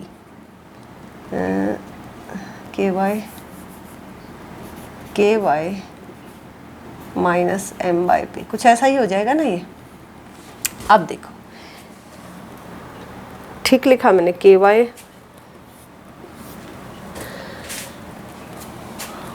ठीक है। एच था तो इनके साथ मल्टीप्लाई हो जाएगा ये, तो के बाय, या तो के बाय एच लिख देते, ठीक है ना, या कुछ भी, मतलब इस तरीके से आप इसको 1/h होने के बाद ये दोनों के साथ मल्टीप्लाई में है। ये जो आप देख रहे हो और ये जो देख रहे हो, ये तो है आउटर, क्या है, आउटर, जो कि एलएम को शिफ्ट करते, क्योंकि अभी मैंने बताया था कि एलएम अगर राइट साइड जाता है, एलएम से LM1 होता है, तो मनी की सप्लाई बढ़ती है तब होगा, और प्राइस लेवल गिरेगा, गिरने का मतलब होता है आपकी खरीदने की क्षमता बढ़ गई, तब भी ये राइट जाएगा।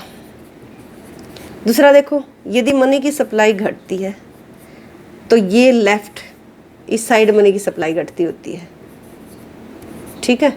और अगर प्राइस बढ़ता तो भी खरीदने की क्षमता घटेगी, तो इसका मतलब क्या, कम पैसा रह जाएगा, तो भी ये, तो ये यहाँ पर, ये यहाँ पर लेफ्ट हो जाएगा। तो ये क्लियर हुई बात। तो ये है आउटर कि मनी की सप्लाई बढ़ेगी तो ये क्या होगा।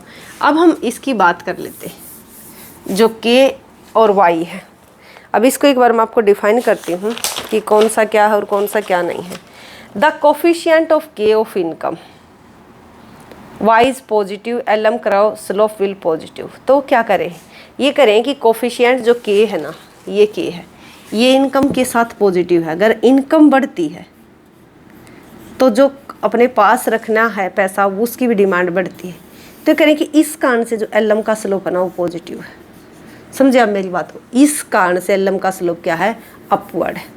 इनकम बढ़ेगी तो जो पास रखने की जो इच्छा है, यानी कि जो मनी की डिमांड है, वो भी बढ़ जाएगी। तो हायर, तो एलएम कराओ क्या होगा, स्लोप अपवर्ड हो गया। That is higher income requires higher interest rate of money market to be in equilibrium given the supply of real money balance. ये तो आपने देख लिया। Second, the coefficient of real money M/P, इसकी बात कर रहे हैं, मनी बैलेंस इज नेगेटिव।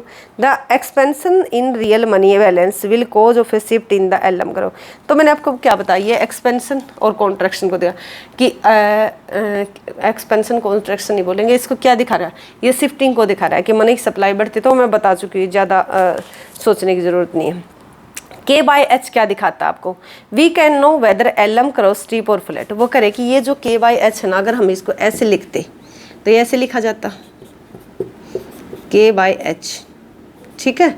तो I माइन ये इस तरीके से, तो वो करे कि ये जो है ना, ये अब अगर हम इसकी बात करें तो करे कि ये स्लोप को दिखाता है। और स्लोप का क्या मतलब होता है, अगर आप बात करोगे तो किसको दिखाता है, स्लोप को दिखाता है। स्लोप का मतलब होता है स्टीपनेस और फ्लैटनेस, स्टीपनेस और फ्लैटनेस।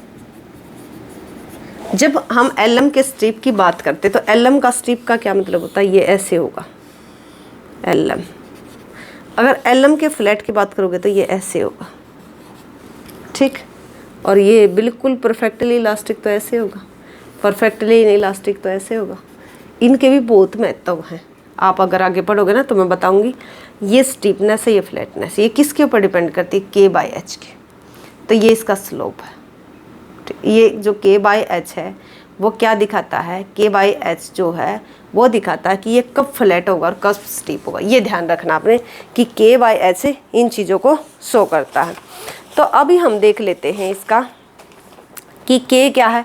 K अगर बढ़ता है, K अगर इंक्रीज करता है तो जो स्लोप है ना वो भी इंक्रीज करेगा, और H अगर डिक्रीज करता है तब भी ये इंक्रीज करेगा। यहाँ पर मैं एक बार KH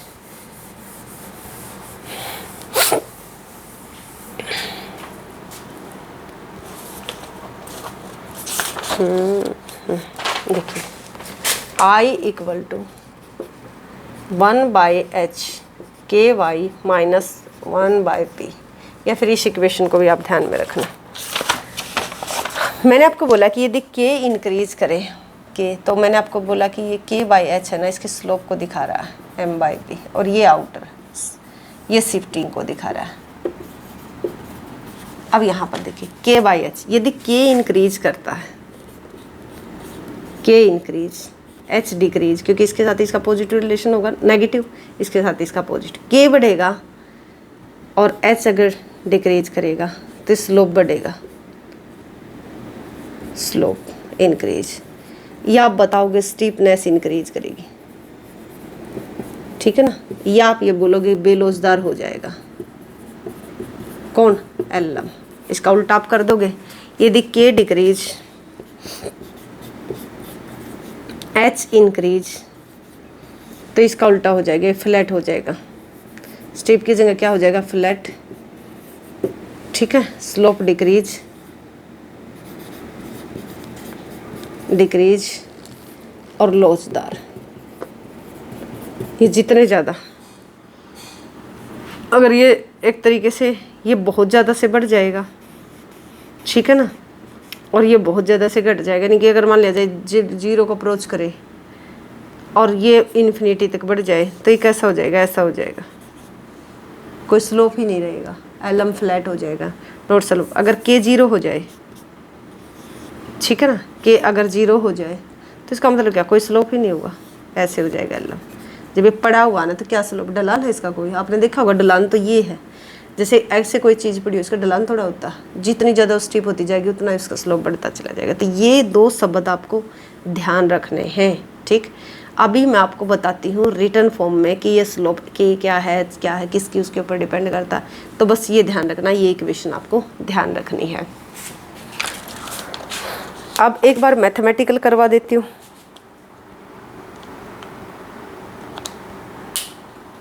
या पहले इसी को करवा दूँ,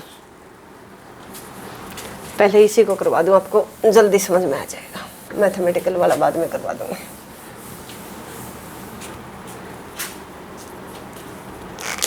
अब देखिए, मेरे कहने का मतलब है के अगर बड़ा है, के वाई एच आई, और यहाँ पर क्या था? वाई, और कुछ ऐसा था ना, एच आई, या गलती लिख दिया ना, एम बाई पी, यहाँ पर तो एम बाई पी हो गया था ना, के एच इस साइड आ गया था, एम बाई पी यही था। अब देखिए, के अगर इंक्रीज होता है, के इंक्रीज होने का मतलब है मनी की डिमांड इंक्रीज हो गई है, ठीक है ना। के इंक्रीज होने का मतलब है, के अगर इंक्रीज हुआ तो इसका मतलब मनी की डिमांड इंक्रीज हुई, फर्स्ट बात ये है। दूसरा देखिए, वाई के इंक्रीज होने से के इंक्रीज हुआ है, और रेट ऑफ इंटरेस्ट भी यहाँ पर क्या हो जाएगा? फिर इंक्रीज हो जाएगा, और मनी की सप्लाई क्या होगी? दी हुई होगी। जो ब्याज की लोच है, मुद्रा की मांग के लिए, वो एच पर डिपेंड करती है। जो ब्याज की लोच है, क्योंकि देखिए ब्याज की लोच का क्या मतलब है, अभी पहले वाली अगर इक्वेशन याद हो तो यहाँ पर देखिए एल वाई, और यहाँ पर हमने लिखा था ऐसे, और उसके बाद के वाई एच आई। तो करें कि जो एच वाली जो डिमांड है ना, मुद्रा की मांग है, जो ब्याज की लोच है मुद्रा की मांग के लिए, वो एच पर डिपेंड करती है। देखिए, ब्याज की लोच किसके ऊपर डिपेंड करती है? इसके ऊपर। ये इंटरेस्ट जो इलास्टिसिटी है वो इसके ऊपर डिपेंड करती है। ये सिंपल वाली मनी की डिमांड की हम बात कर रहे हैं। जो ब्याज की लोच है मुद्रा की मांग के लिए एच पर डिपेंड करते हैं। Change in rate of interest, change in money demand. जब मुद्रा के लिए ब्याज लोच कम है तो एलएम कराओ स्टीप होगा। जब मुद्रा के लिए, जब मनी की डिमांड के लिए, इसके लिए ये कम है तो एलएम जो है ना वो होगा स्टीप। दोबारा देखिए, मैंने आपको क्या बोला, ये शब्द बड़े टिपिकल होते हैं। यहाँ पर खाली एल दिखा देती हूँ और यहाँ पर दिखा देती हूँ एच आई। मैंने आपको बोला कि जब मुद्रा के लिए ब्याज की लोच कम है, मनी की डिमांड के लिए ब्याज की लोच क्या कम है, तो एलएम क्या है? स्टीप है। ब्याज की लोच मुद्रा के लिए, इसके लिए कम है, तो इसका स्लोप ज़्यादा क्यों होगा अगर आपसे पूछा जाए? क्योंकि ये बढ़ेगा, ठीक है ना। ये अगर बता रहे हैं यहाँ पर कि अगर एच ज़्यादा होगा तो वो क्या होगा, अभी मैंने आपको बताया था ना एच, इसका सिर्फ आपने ये ध्यान रखना कि रेट ऑफ इंटरेस्ट के साथ संबंध, ये बढ़ता है और ये घटता है तो ये स्टीप होता है। ये अगर घटे और के अगर बढ़े तो ये स्टीप हो जाएगा, ठीक है। अगर एच बढ़े और के घटे तो ये फ्लैट हो जाएगा। जब मुद्रा के लिए ब्याज लोच कम है तो एलएम कराउ स्टीप होगा। इसका मतलब जब मुद्रा के लिए ब्याज की लोच कम है इसके लिए ये कम है, अगर ये इसके लिए ज़्यादा होती तो ये फ्लैट हो जाता। बस इतना ही ध्यान रखना। जब लार्जर द इनकम इलास्टिसिटी, ये शब्द लिख लेना जो मैं अभी बोल रही हूँ, the larger the income elasticity and lower the interest elasticity.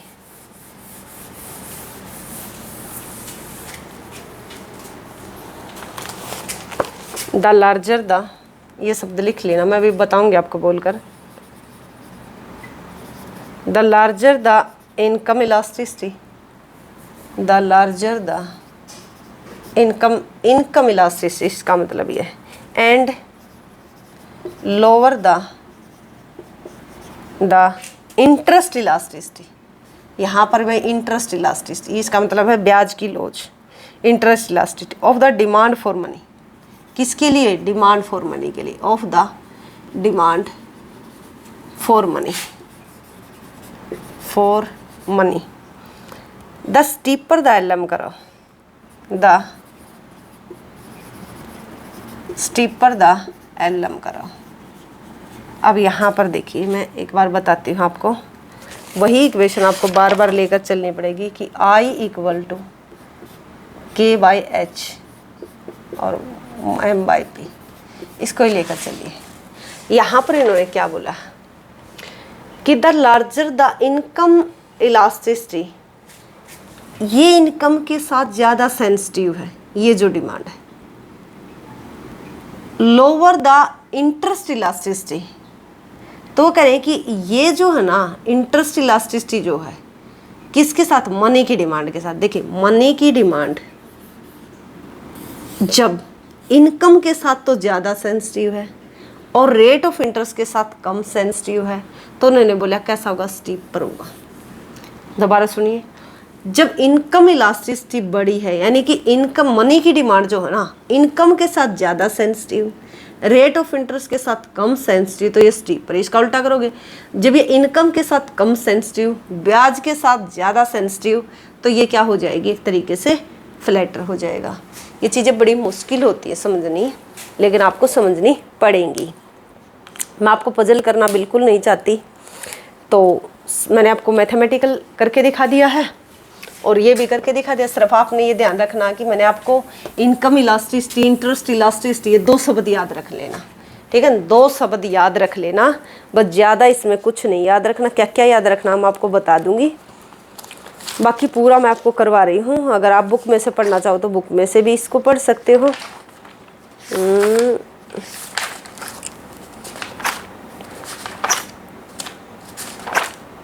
देखिए बस 2 शब्द जो मैं लिख रही हूँ उनको एक साथ लिख लेना। यहाँ पर जब एलएम फ्लैट है, ये वाला एलएम ऐसा है, ये मैं आपको बता दूं कि एलएम ऐसा है। दूसरे केस में मैं आपको बता दूं कि एलएम कुछ इस तरीके का है।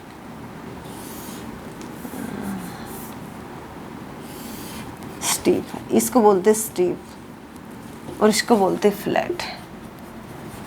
और यहाँ पर आपने आउटपुट लिया ही था, यहाँ पर आपने आउटपुट लिया था, यहाँ पर आपने रेट ऑफ इंटरेस्ट लिया था, यहाँ पर भी आपने रेट ऑफ इंटरेस्ट लिया था, ठीक है? OX पर। तो ये जो फ्लैट वाला है ये क्या बताता है? ये आपको बताता है व्हेन, लिख लेना, व्हेन मनी, और बार बार पढ़ना, मनी की demand, money demand is less elastic, less sensitive बोल सकते हो, टू वाई। वाई का मतलब आउटपुट, आउटपुट, ठीक है? And more sensitive to R, and more sensitive, more sensitive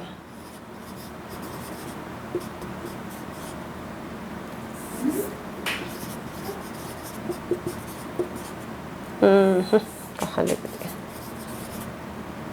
SENSITIV, sensitive to R. या हमें भी इसको ऐसे लिख सकते हैं ना कि income elasticity, income elasticity less है और जो इंटरेस्ट इलास्टिसिटी वो मोर है। देखिए शब्दों को ध्यान से देखिए। मैंने आपको क्या बताया कि मनी की डिमांड, रेट ऑफ मनी की डिमांड इनकम के साथ कम सेंसिटिव है और किसके साथ, इंटरेस्ट के साथ ज़्यादा सेंसिटिव। इनकम के साथ कम सेंसिटिव और रेट ऑफ इंटरेस्ट के साथ ज़्यादा, तो एलएम फ्लैट होगा। इसको डायग्राम यहाँ पर क्लियर हो जाएगा, आप देखिए। ठीक है, ये इनकम इतनी है तो रेट ऑफ इंटरेस्ट इतना है। ठीक, ये मनी की सप्लाई दी हुई है। मनी की सप्लाई क्या है, दी हुई है आपको।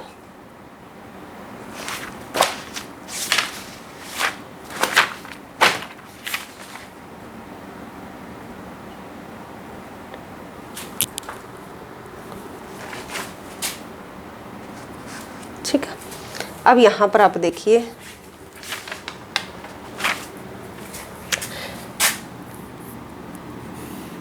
ये कुछ इस तरीके से।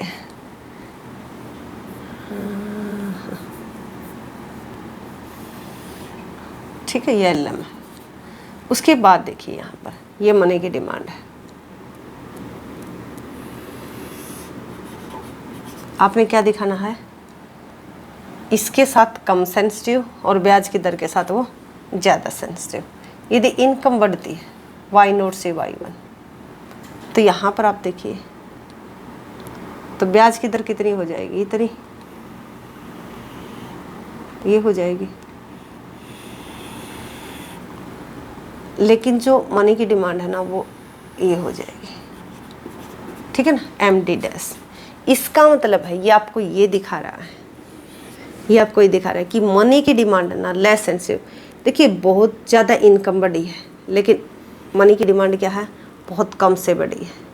यहाँ पर थोड़ा सा ऐसा दिखाना चाहिए आपको कि जो रेट ऑफ इंटरेस्ट तो कम से बढ़े, ये कुछ इस तरीके से होना चाहिए। अगर मैं यहाँ पर बना पा रही हूँ तो मनी की डिमांड ये है और रेट ऑफ इंटरेस्ट ये है और मनी की डिमांड आपकी ये हो जाए। ठीक है, और रेट ऑफ इंटरेस्ट आपका ये हो जाए।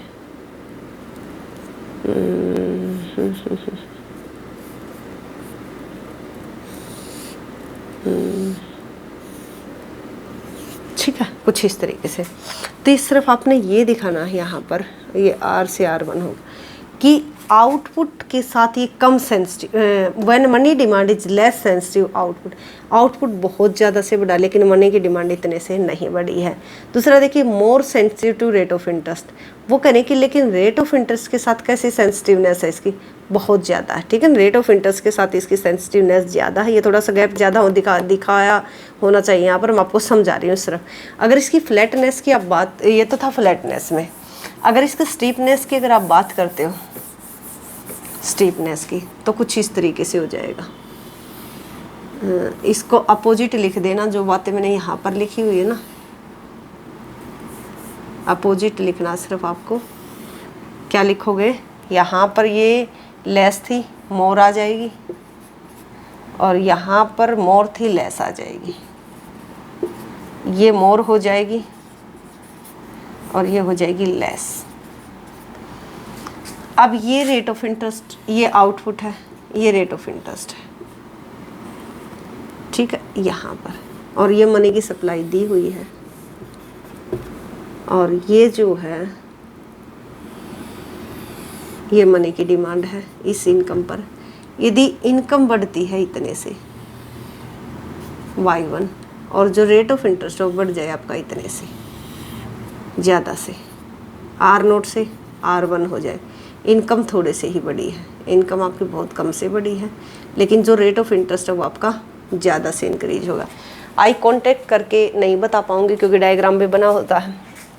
तो इनकम इलास्टिसिटी मोर, देखिए इनकम में थोड़ा चेंज हुआ, रेट ऑफ इंटरेस्ट में बहुत ज़्यादा चेंज हुआ है।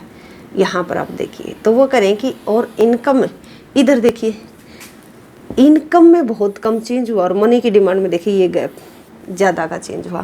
तो इसका मतलब क्या है, इनकम का मतलब आउटपुट के साथ मनी की डिमांड की इलास्टिसिटी ज़्यादा है ये, और वहाँ पर ये कम आना चाहिए, कम ही आया था। इनकम के साथ इसकी इलास्टिसिटी, आउटपुट बहुत कम से बढ़ा। ठीक है ना, और रेट ऑफ इंटरेस्ट के साथ इसकी सेंसिटिवनेस क्या है, ज़्यादा, आउटपुट की तो ज़्यादा है ना। तो ये देखिए ये कम से बड़ा और ये ज़्यादा से बड़ा। अब आउटपुट में थोड़ा चेंज हुआ, मनी की डिमांड में ज़्यादा से चेंज हो गया। उसके बाद देखिए ये रेट ऑफ इंटरेस्ट के साथ कैसी होनी चाहिए, लेस सेंसिटिव होनी चाहिए, कि रेट ऑफ इंटरेस्ट में अगर बहुत ज़्यादा प्रभाव पड़े, ठीक है ना, तो मनी की डिमांड में रेट ऑफ इंटरेस्ट बढ़ता है। ये मनी की डिमांड हम मान लेते कि मनी की डिमांड है। तो ये देखिए रेट ऑफ इंटरेस्ट अगर हम बढ़ने की बात करें, ये पहले इतना था, इतनी मनी की डिमांड थी, ये इतने से बढ़ जाए, लेकिन मनी की डिमांड घटे तो, लेकिन इतने से नहीं, ठीक है। तो रेट ऑफ इंटरेस्ट के साथ कैसी होनी चाहिए, लेस सेंसिटिव होनी चाहिए, स्टीपनेस बताती। और वहाँ पर क्या था, उल्टा था कि मनी की डिमांड करो, इनकम के साथ वो लेस थी, और इसके साथ क्या था कि रेट ऑफ इंटरेस्ट अगर इतना था तो इतनी डिमांड थी मनी की, अगर ये थोड़ा सा भी बढ़ जाता है तो मनी की डिमांड जो है ना बहुत ज़्यादा से गिर जाती है, ठीक। तो ये ध्यान रखनी है, दो शब्द जो है आपने उनको ध्यान रखना है कि इसका जो स्लोप है वो किसके ऊपर डिपेंड करता है, ठीक है ना, इनकम इलास्टिसिटी और ये रिस्पॉन्सिवनेस या इलास्टिसिटी, ये दोनों वर्डों में आप इसको याद रख लोगे। अगर ये इक्वेशन की फॉर्म में आपसे पूछता है, इक्वेशन की फॉर्म में अगर आपसे पूछता है तो वो भी मैं एक बार करवा देती हूँ आपका।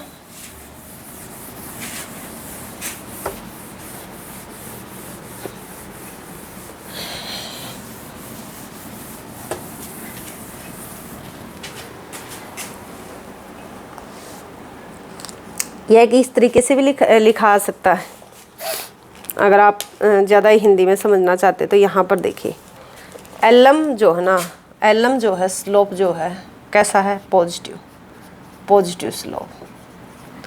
मनी की सप्लाई कांस्टेंट, यदि आउटपुट बढ़ेगा, इंक्रीज होगा, तो मनी की डिमांड भी इंक्रीज होगी। मैं पूरा कंक्लूजन आपको दे रही हूँ, ठीक है ना, मनी की डिमांड भी इंक्रीज होगी। उसके बाद देखिए रेट ऑफ इंटरेस्ट भी इंक्रीज होगा, ठीक। जब रेट ऑफ इंटरेस्ट इंक्रीज होगा तो फिर बाद में क्या होता है, मनी की डिमांड डिक्रीज हो जाती है। तो ये रेट ऑफ इंटरेस्ट को क्या करेगा, मनी की मार्केट को इक्विलिब्रियम में लाने का काम करेगा। मनी की डिमांड और मनी की सप्लाई दोबारा एक दूसरे के इक्वल हो जाएंगे। अब यहाँ पर देखिए मनी की सप्लाई यदि कांस्टेंट है, ये इनकम बढ़ती है, तो मनी की डिमांड भी बढ़ती है, जिसके कारण से ब्याज की दर भी बढ़ती है। अब देखिए मनी की डिमांड की, मैं लिखती हूँ यहाँ पर, लिख लेना, वही बता रही हूँ, फ्लैटनेस स्टीपनेस। मनी की डिमांड की आय के साथ मनी की डिमांड की आय के साथ सापेक्षता या इसको बोलो रिस्पॉन्सिवनेस,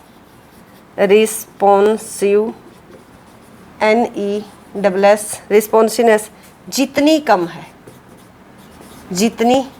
कम है, या ये बोलो आप इसकी इनकम इलास्टिसिटी कैसी थी, क्या लिखा था वहाँ पर, यानी कि लो है या मतलब लेस है, ठीक है। मनी की डिमांड की आय के साथ, इसके साथ जितनी रिस्पॉन्सिवनेस कम है, इसका मतलब है कि ये तो बहुत ज़्यादा से बढ़ जाती है, लेकिन ये बढ़ती तो है लेकिन कम से बढ़ पाती है। तो रिस्पॉन्सिवनेस इसके साथ इसका संबंध क्या है, कम है। दूसरा देखिए इसका अपोजिट, यदि मनी की डिमांड की ब्याज की दर के साथ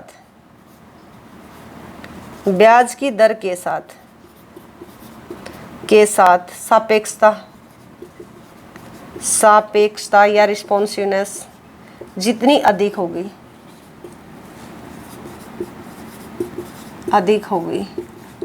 ठीक है, जितनी अधिक होगी,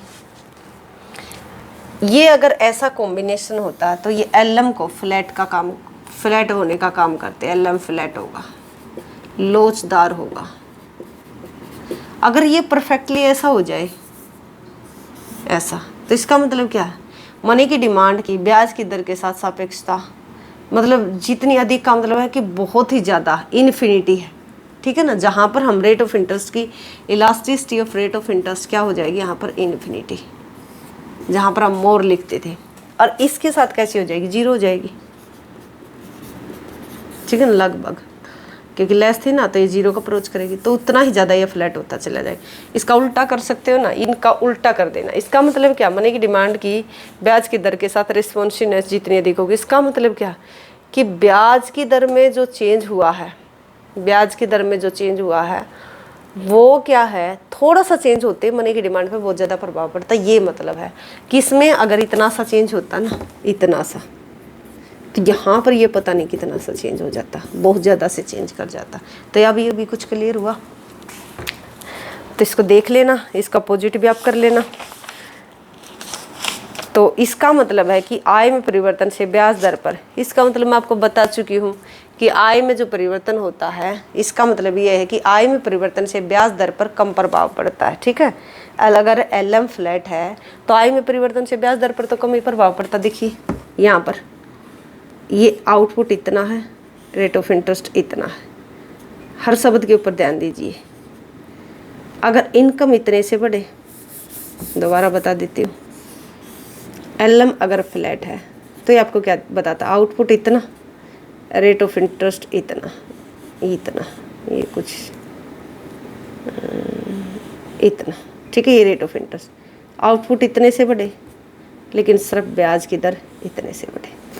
तो इसका मतलब क्या, इसका मतलब है कि आय में परिवर्तन से ब्याज दर पर कम प्रभाव पड़ता है। आय में परिवर्तन ज़्यादा होता है, ब्याज दर में कम प्रभाव पड़ता है। यदि मुद्रा की मांग ब्याज दर के साथ निरपेक्ष होती है, निरपेक्ष का मतलब है कि एलएम अगर ऐसा हो जाए, एलएम क्या हो जाएगा, वर्टिकल। तो इसका मतलब क्या, मुद्रा की मांग ब्याज दर के साथ, यानी कि रेट ऑफ इंटरेस्ट का, यहाँ पर रेट ऑफ इंटरेस्ट का ब्याज की दर के ऊपर कोई संबंध नहीं है। ठीक है ना, मुद्रा की मांग ब्याज दर के साथ निरपेक्ष होती है तो एलएम क्या है, वर्टिकल हो जाएगा। ठीक है ना, जब मनी की डिमांड रेट ऑफ इंटरेस्ट से एलएम वर्टिकल कब होगा, जब मनी की डिमांड के ऊपर, ठीक है ना, ब्याज की दर के साथ कोई संबंध नहीं होगा। ब्याज दर चाहे इतना हो, कितना हो, मनी की डिमांड आपकी कितनी है, ये इतनी ही रहे, तो एलएम उस टाइम पर क्या हो जाएगा, वर्टिकल हो जाएगा। अगर ये बहुत ज़्यादा इन्फिनिटी हो जाए ब्याज की दर के साथ मनी की डिमांड, ठीक है, तो ये रेट ऑफ इंटरेस्ट है और मनी की डिमांड ऐसी हो जाती है तो एलएम भी फ्लैट हो जाएगा। देखिए क्या बता रही मैं आपको, एक एक करके सुनिए। मनी की डिमांड जो मैं कुछ गलत लिख दिया क्या, देखिए मनी की डिमांड, दोबारा देखिए, मनी की डिमांड जितनी ज़्यादा रिस्पॉन्सिव होगी, ऐसे होगी ब्याज दर के साथ, ये ई रिस्पॉन्सिव यानी कि रिस्पॉन्सिवनेस कम है मनी की डिमांड की, उतना ही एलएम स्टीप, ऐसे एलएम स्टीप जितनी ये इसके साथ इस तरीके की होगी, ज़्यादा रिस्पॉन्सिव होगी, ज़्यादा रिस्पॉन्सिव होगी कि ब्याज में थोड़ा सा चेंज आए मनी की डिमांड में, उतना ही एलएम फ्लैट। यदि मनी की डिमांड ऐसी हो जाए, ब्याज दर कितने भी बढ़े घटे, मनी की डिमांड पर कोई प्रभाव नहीं पड़े, तो एलएम वर्टिकल। ठीक है, यदि इसके ऊपर बहुत ज़्यादा प्रभाव पड़े, ये रहा, बहुत ज़्यादा इफेक्ट होती है मनी की डिमांड ब्याज की दर के साथ, ठीक है ना, तो यहाँ पर ब्याज की दर, तो क्या होगा, एलएम बिल्कुल परफेक्टली इलास्टिक हो जाएगा। तो ये बातें समझ में आई, अब समझ में आ जाना चाहिए भाई, मेरे को तो ऐसा लगता है आपको आ गया होगा, क्योंकि मैंने हर तरीके से आपको बता दिया। मैं एक मैथमेटिकल क्वेश्चन करवाती हूँ यहाँ पर। अगर इसी को हम पूरा संपूर्ण अगर करते हैं तो ये पूरा 8 से 9 घंटे, पता नहीं 10 घंटे, इतने घंटे चलने वाला टॉपिक है। अगर मैं इसको क्लास में करवाऊँ, थ्योरेटिकल क्लास में, तो ये 8 से 9 घंटे खा जाता है, मतलब एक वीक पूरा इसी में चला जाता है। देखिए मनी की डिमांड दी हुई है 0.4y, एक मिनट में एक बार ये देख लेती हूँ कि फ़ोन की बैटरी पता नहीं कितनी हो गई, अभी बीच में ना कट जाए, देखूँगी तो वीडियो वैसे ही कट जाएगी आपकी। मनी की डिमांड है 0.4y, ठीक है, क्योंकि अभी आपने देखा था कि क्या था, मनी डिमांड जो थी क्या थी, ये ऐसे लिखा था ना, LYR ऐसे लिखा हुआ था, KY -HI, ये मनी की डिमांड है। हमने ये लिख दिया K इतना है और ये इतनी है, 80 है ये। उसके बाद देखिए मनी की सप्लाई है 1200 करोड़, ठीक है। मनी की डिमांड क्या है, ये डिमांड फॉर मनी है, ये लेवल ऑफ ये मनी की डिमांड को दिखाया गया। वाई क्या है यहाँ पर, लेवल ऑफ इनकम है। आई रेट ऑफ इंटरेस्ट है और एम क्या, मनी की सप्लाई। ये देखिए ये मनी की सप्लाई है, ठीक है ना, सप्लाई ऑफ मनी है, ये डिमांड फॉर मनी है, ये इंटरेस्ट रेट है, ये इनकम का लेवल है, टोटल इनकम का लेवल। इक्विलिब्रियम कहाँ पर होगा, जहाँ पर मनी की डिमांड इक्वल टू मनी की सप्लाई। मनी की सप्लाई क्या थी, M/P, तो इक्विलिब्रियम यही तो था, ठीक है ना, यही इक्विलिब्रियम था। तो इसको रख दीजिए। तो यहाँ पर अगर हम रखेंगे तो इसको इसके इक्वल रख दो, मनी की डिमांड को 0.4y माइनस में 80i इक्वल टू 1200। अब रखो 80i और उस साइड अगर आप इसको लेकर जाओगे तो ये कितना हो जाएगा, 0.4y माइनस में 1200। आई को अगर इस साइड रखोगे ये आई हो जाएगा, ये कैसे जाएगा यहाँ पर, ये हो जाएगा 0.4 डिवाइड बाई 80, ठीक है, और ये वाई है ही माइनस में 1200 डिवाइड बाई 80। अब इसको करो 1 डिवाइड बाई हो जाएगा ये 200 और इंटू में है ही, ये हो जाएगा 15। अगर यहाँ पर हम इसको y को इस साइड लेकर आएंगे तो ये हो जाएगा 200i प्लस में 3000।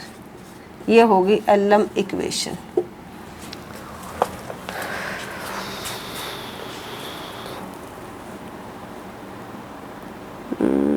देखिए आपको समझ में आया, ये LM की इक्वेशन होगी। निकालने के लिए अगर आपको मनी की डिमांड ये दे दे, मनी की सप्लाई ये दे दे, तो आप समझ जाना कि हमें LM निकालना है। LM जहाँ पर हर पॉइंट पर मनी की डिमांड और मनी की सप्लाई एक दूसरे के बराबर है। मेन वो आपसे ये इक्वेशन पूछेगा। अब देखिए ये यहाँ पर जैसे वहाँ पर हमने देखा था ना, वहाँ पर क्या था, ये माइनस साइन था, वो यहाँ आया हुआ था माइनस, उसका स्लोप के साथ माइनस साइन आया हुआ था। यहाँ इसके साथ क्या है, पॉजिटिव, इसलिए LM का स्लोप कैसा, पॉजिटिव। तो इस तरीके की अगर आपको इक्वेशन मिलती है तो वो कैसी होगी, स्लोप पॉजिटिव है, क्योंकि अभी आपने देखा था ये वाला कि I equal to 1/h KI minus में M/P देखा था ना, तो ये स्लोप था, ये स्लोप था, ये आउटर था, तो ये कैसा था, पॉजिटिव था ना, इसलिए ये यहाँ पर आया हुआ, ठीक है। और अभी यहाँ पर देखो ये है, पहले ये इक्वेशन हमने इक्वल रखा 0.y80। अब यहाँ पर देखो हम I को अगर इस साइड रखते हैं, ये 80 इस साइड, हमने क्या किया है यहाँ पर हमने क्या किया, हम इसको तो इस साइड ले आए, ठीक है, और इसको हम कहाँ ले गए, इसको इस साइड लेकर आओगे तभी तो ये प्लस का रहेगा। अगर हम ऐसे लिखे हुए हैं यहाँ पर 0.4y माइनस में 80i इक्वल टू आई का मतलब इंटरेस्ट रेट 1200 करोड़ रुपए। अब हमें क्या करना, इसको इस साइड लेकर गए होंगे 0.4y माइनस 1200 और ये कितना है 80i, ठीक है ना, ये प्लस का हो जाएगा। ये कुछ फिर हमने बस लिखने में इस तरीके से लिख दिया, फिर हम आई की वैल्यू निकालेंगे, वहाँ पर भी आई की वैल्यू ही निकाली थी। अब देखिए यहाँ पर ये क्या होगा, 0 डिवाइड बाई 80, ठीक है, और इधर क्या हो जाएगा 1200 डिवाइड बाई 80। ये ऊपर पॉइंट में है तो यहाँ पर 800 हो जाएगा, यहाँ पर खाली 4 रह जाएगा, 4 दूनी 800, 200 आ गया, ठीक है। 4 से अगर 800 को कटोगे तो 200 आ जाएगा। यहाँ देखो ये कट गया तो कितना आ जाएगा, 120 है ना, 8 एकम 8, ठीक है, यहाँ पर 8 आ जाएगा, 12 में से 8 गया, 8 9 10 11 12, 4 आ जाएगा, 8 चौका 8 पंजे 40, तो ये 15 आ जाएगा, ये 15 आ गया। अब ये इस तरीके से आ गया, हमें निकालना है। ऐसे देगा तो आपसे पूछेगा कि इनकम का लेवल बताओ, ठीक है, इक्विलिब्रियम इनकम बताओ, तो इक्विलिब्रियम इनकम इंटरेस्ट रेट निकालना बोले तो इस तरीके से निकाल दोगे आप। इक्विलिब्रियम इनकम को देखो, अब आई है ये, ठीक है, अब आप क्या करोगे, डिवाइड में है इसके, तो ये साइड मल्टीप्लाई में आ जाएगा, कुछ ऐसे हो जाएगा कि आई तो डिवाइड बाय है, तो ये ऐसे हो जाएगा 200i और इधर रह जाएगा y माइनस 15 ऐसे रह जाएगा। ठीक, अब ये दोनों के साथ जाएगा। अब ये ऐसे है आई, कुछ गड़बड़ हो गई, y इक्वल टू 200i। एक सेकंड रुको, क्या दिक्कत हो गई।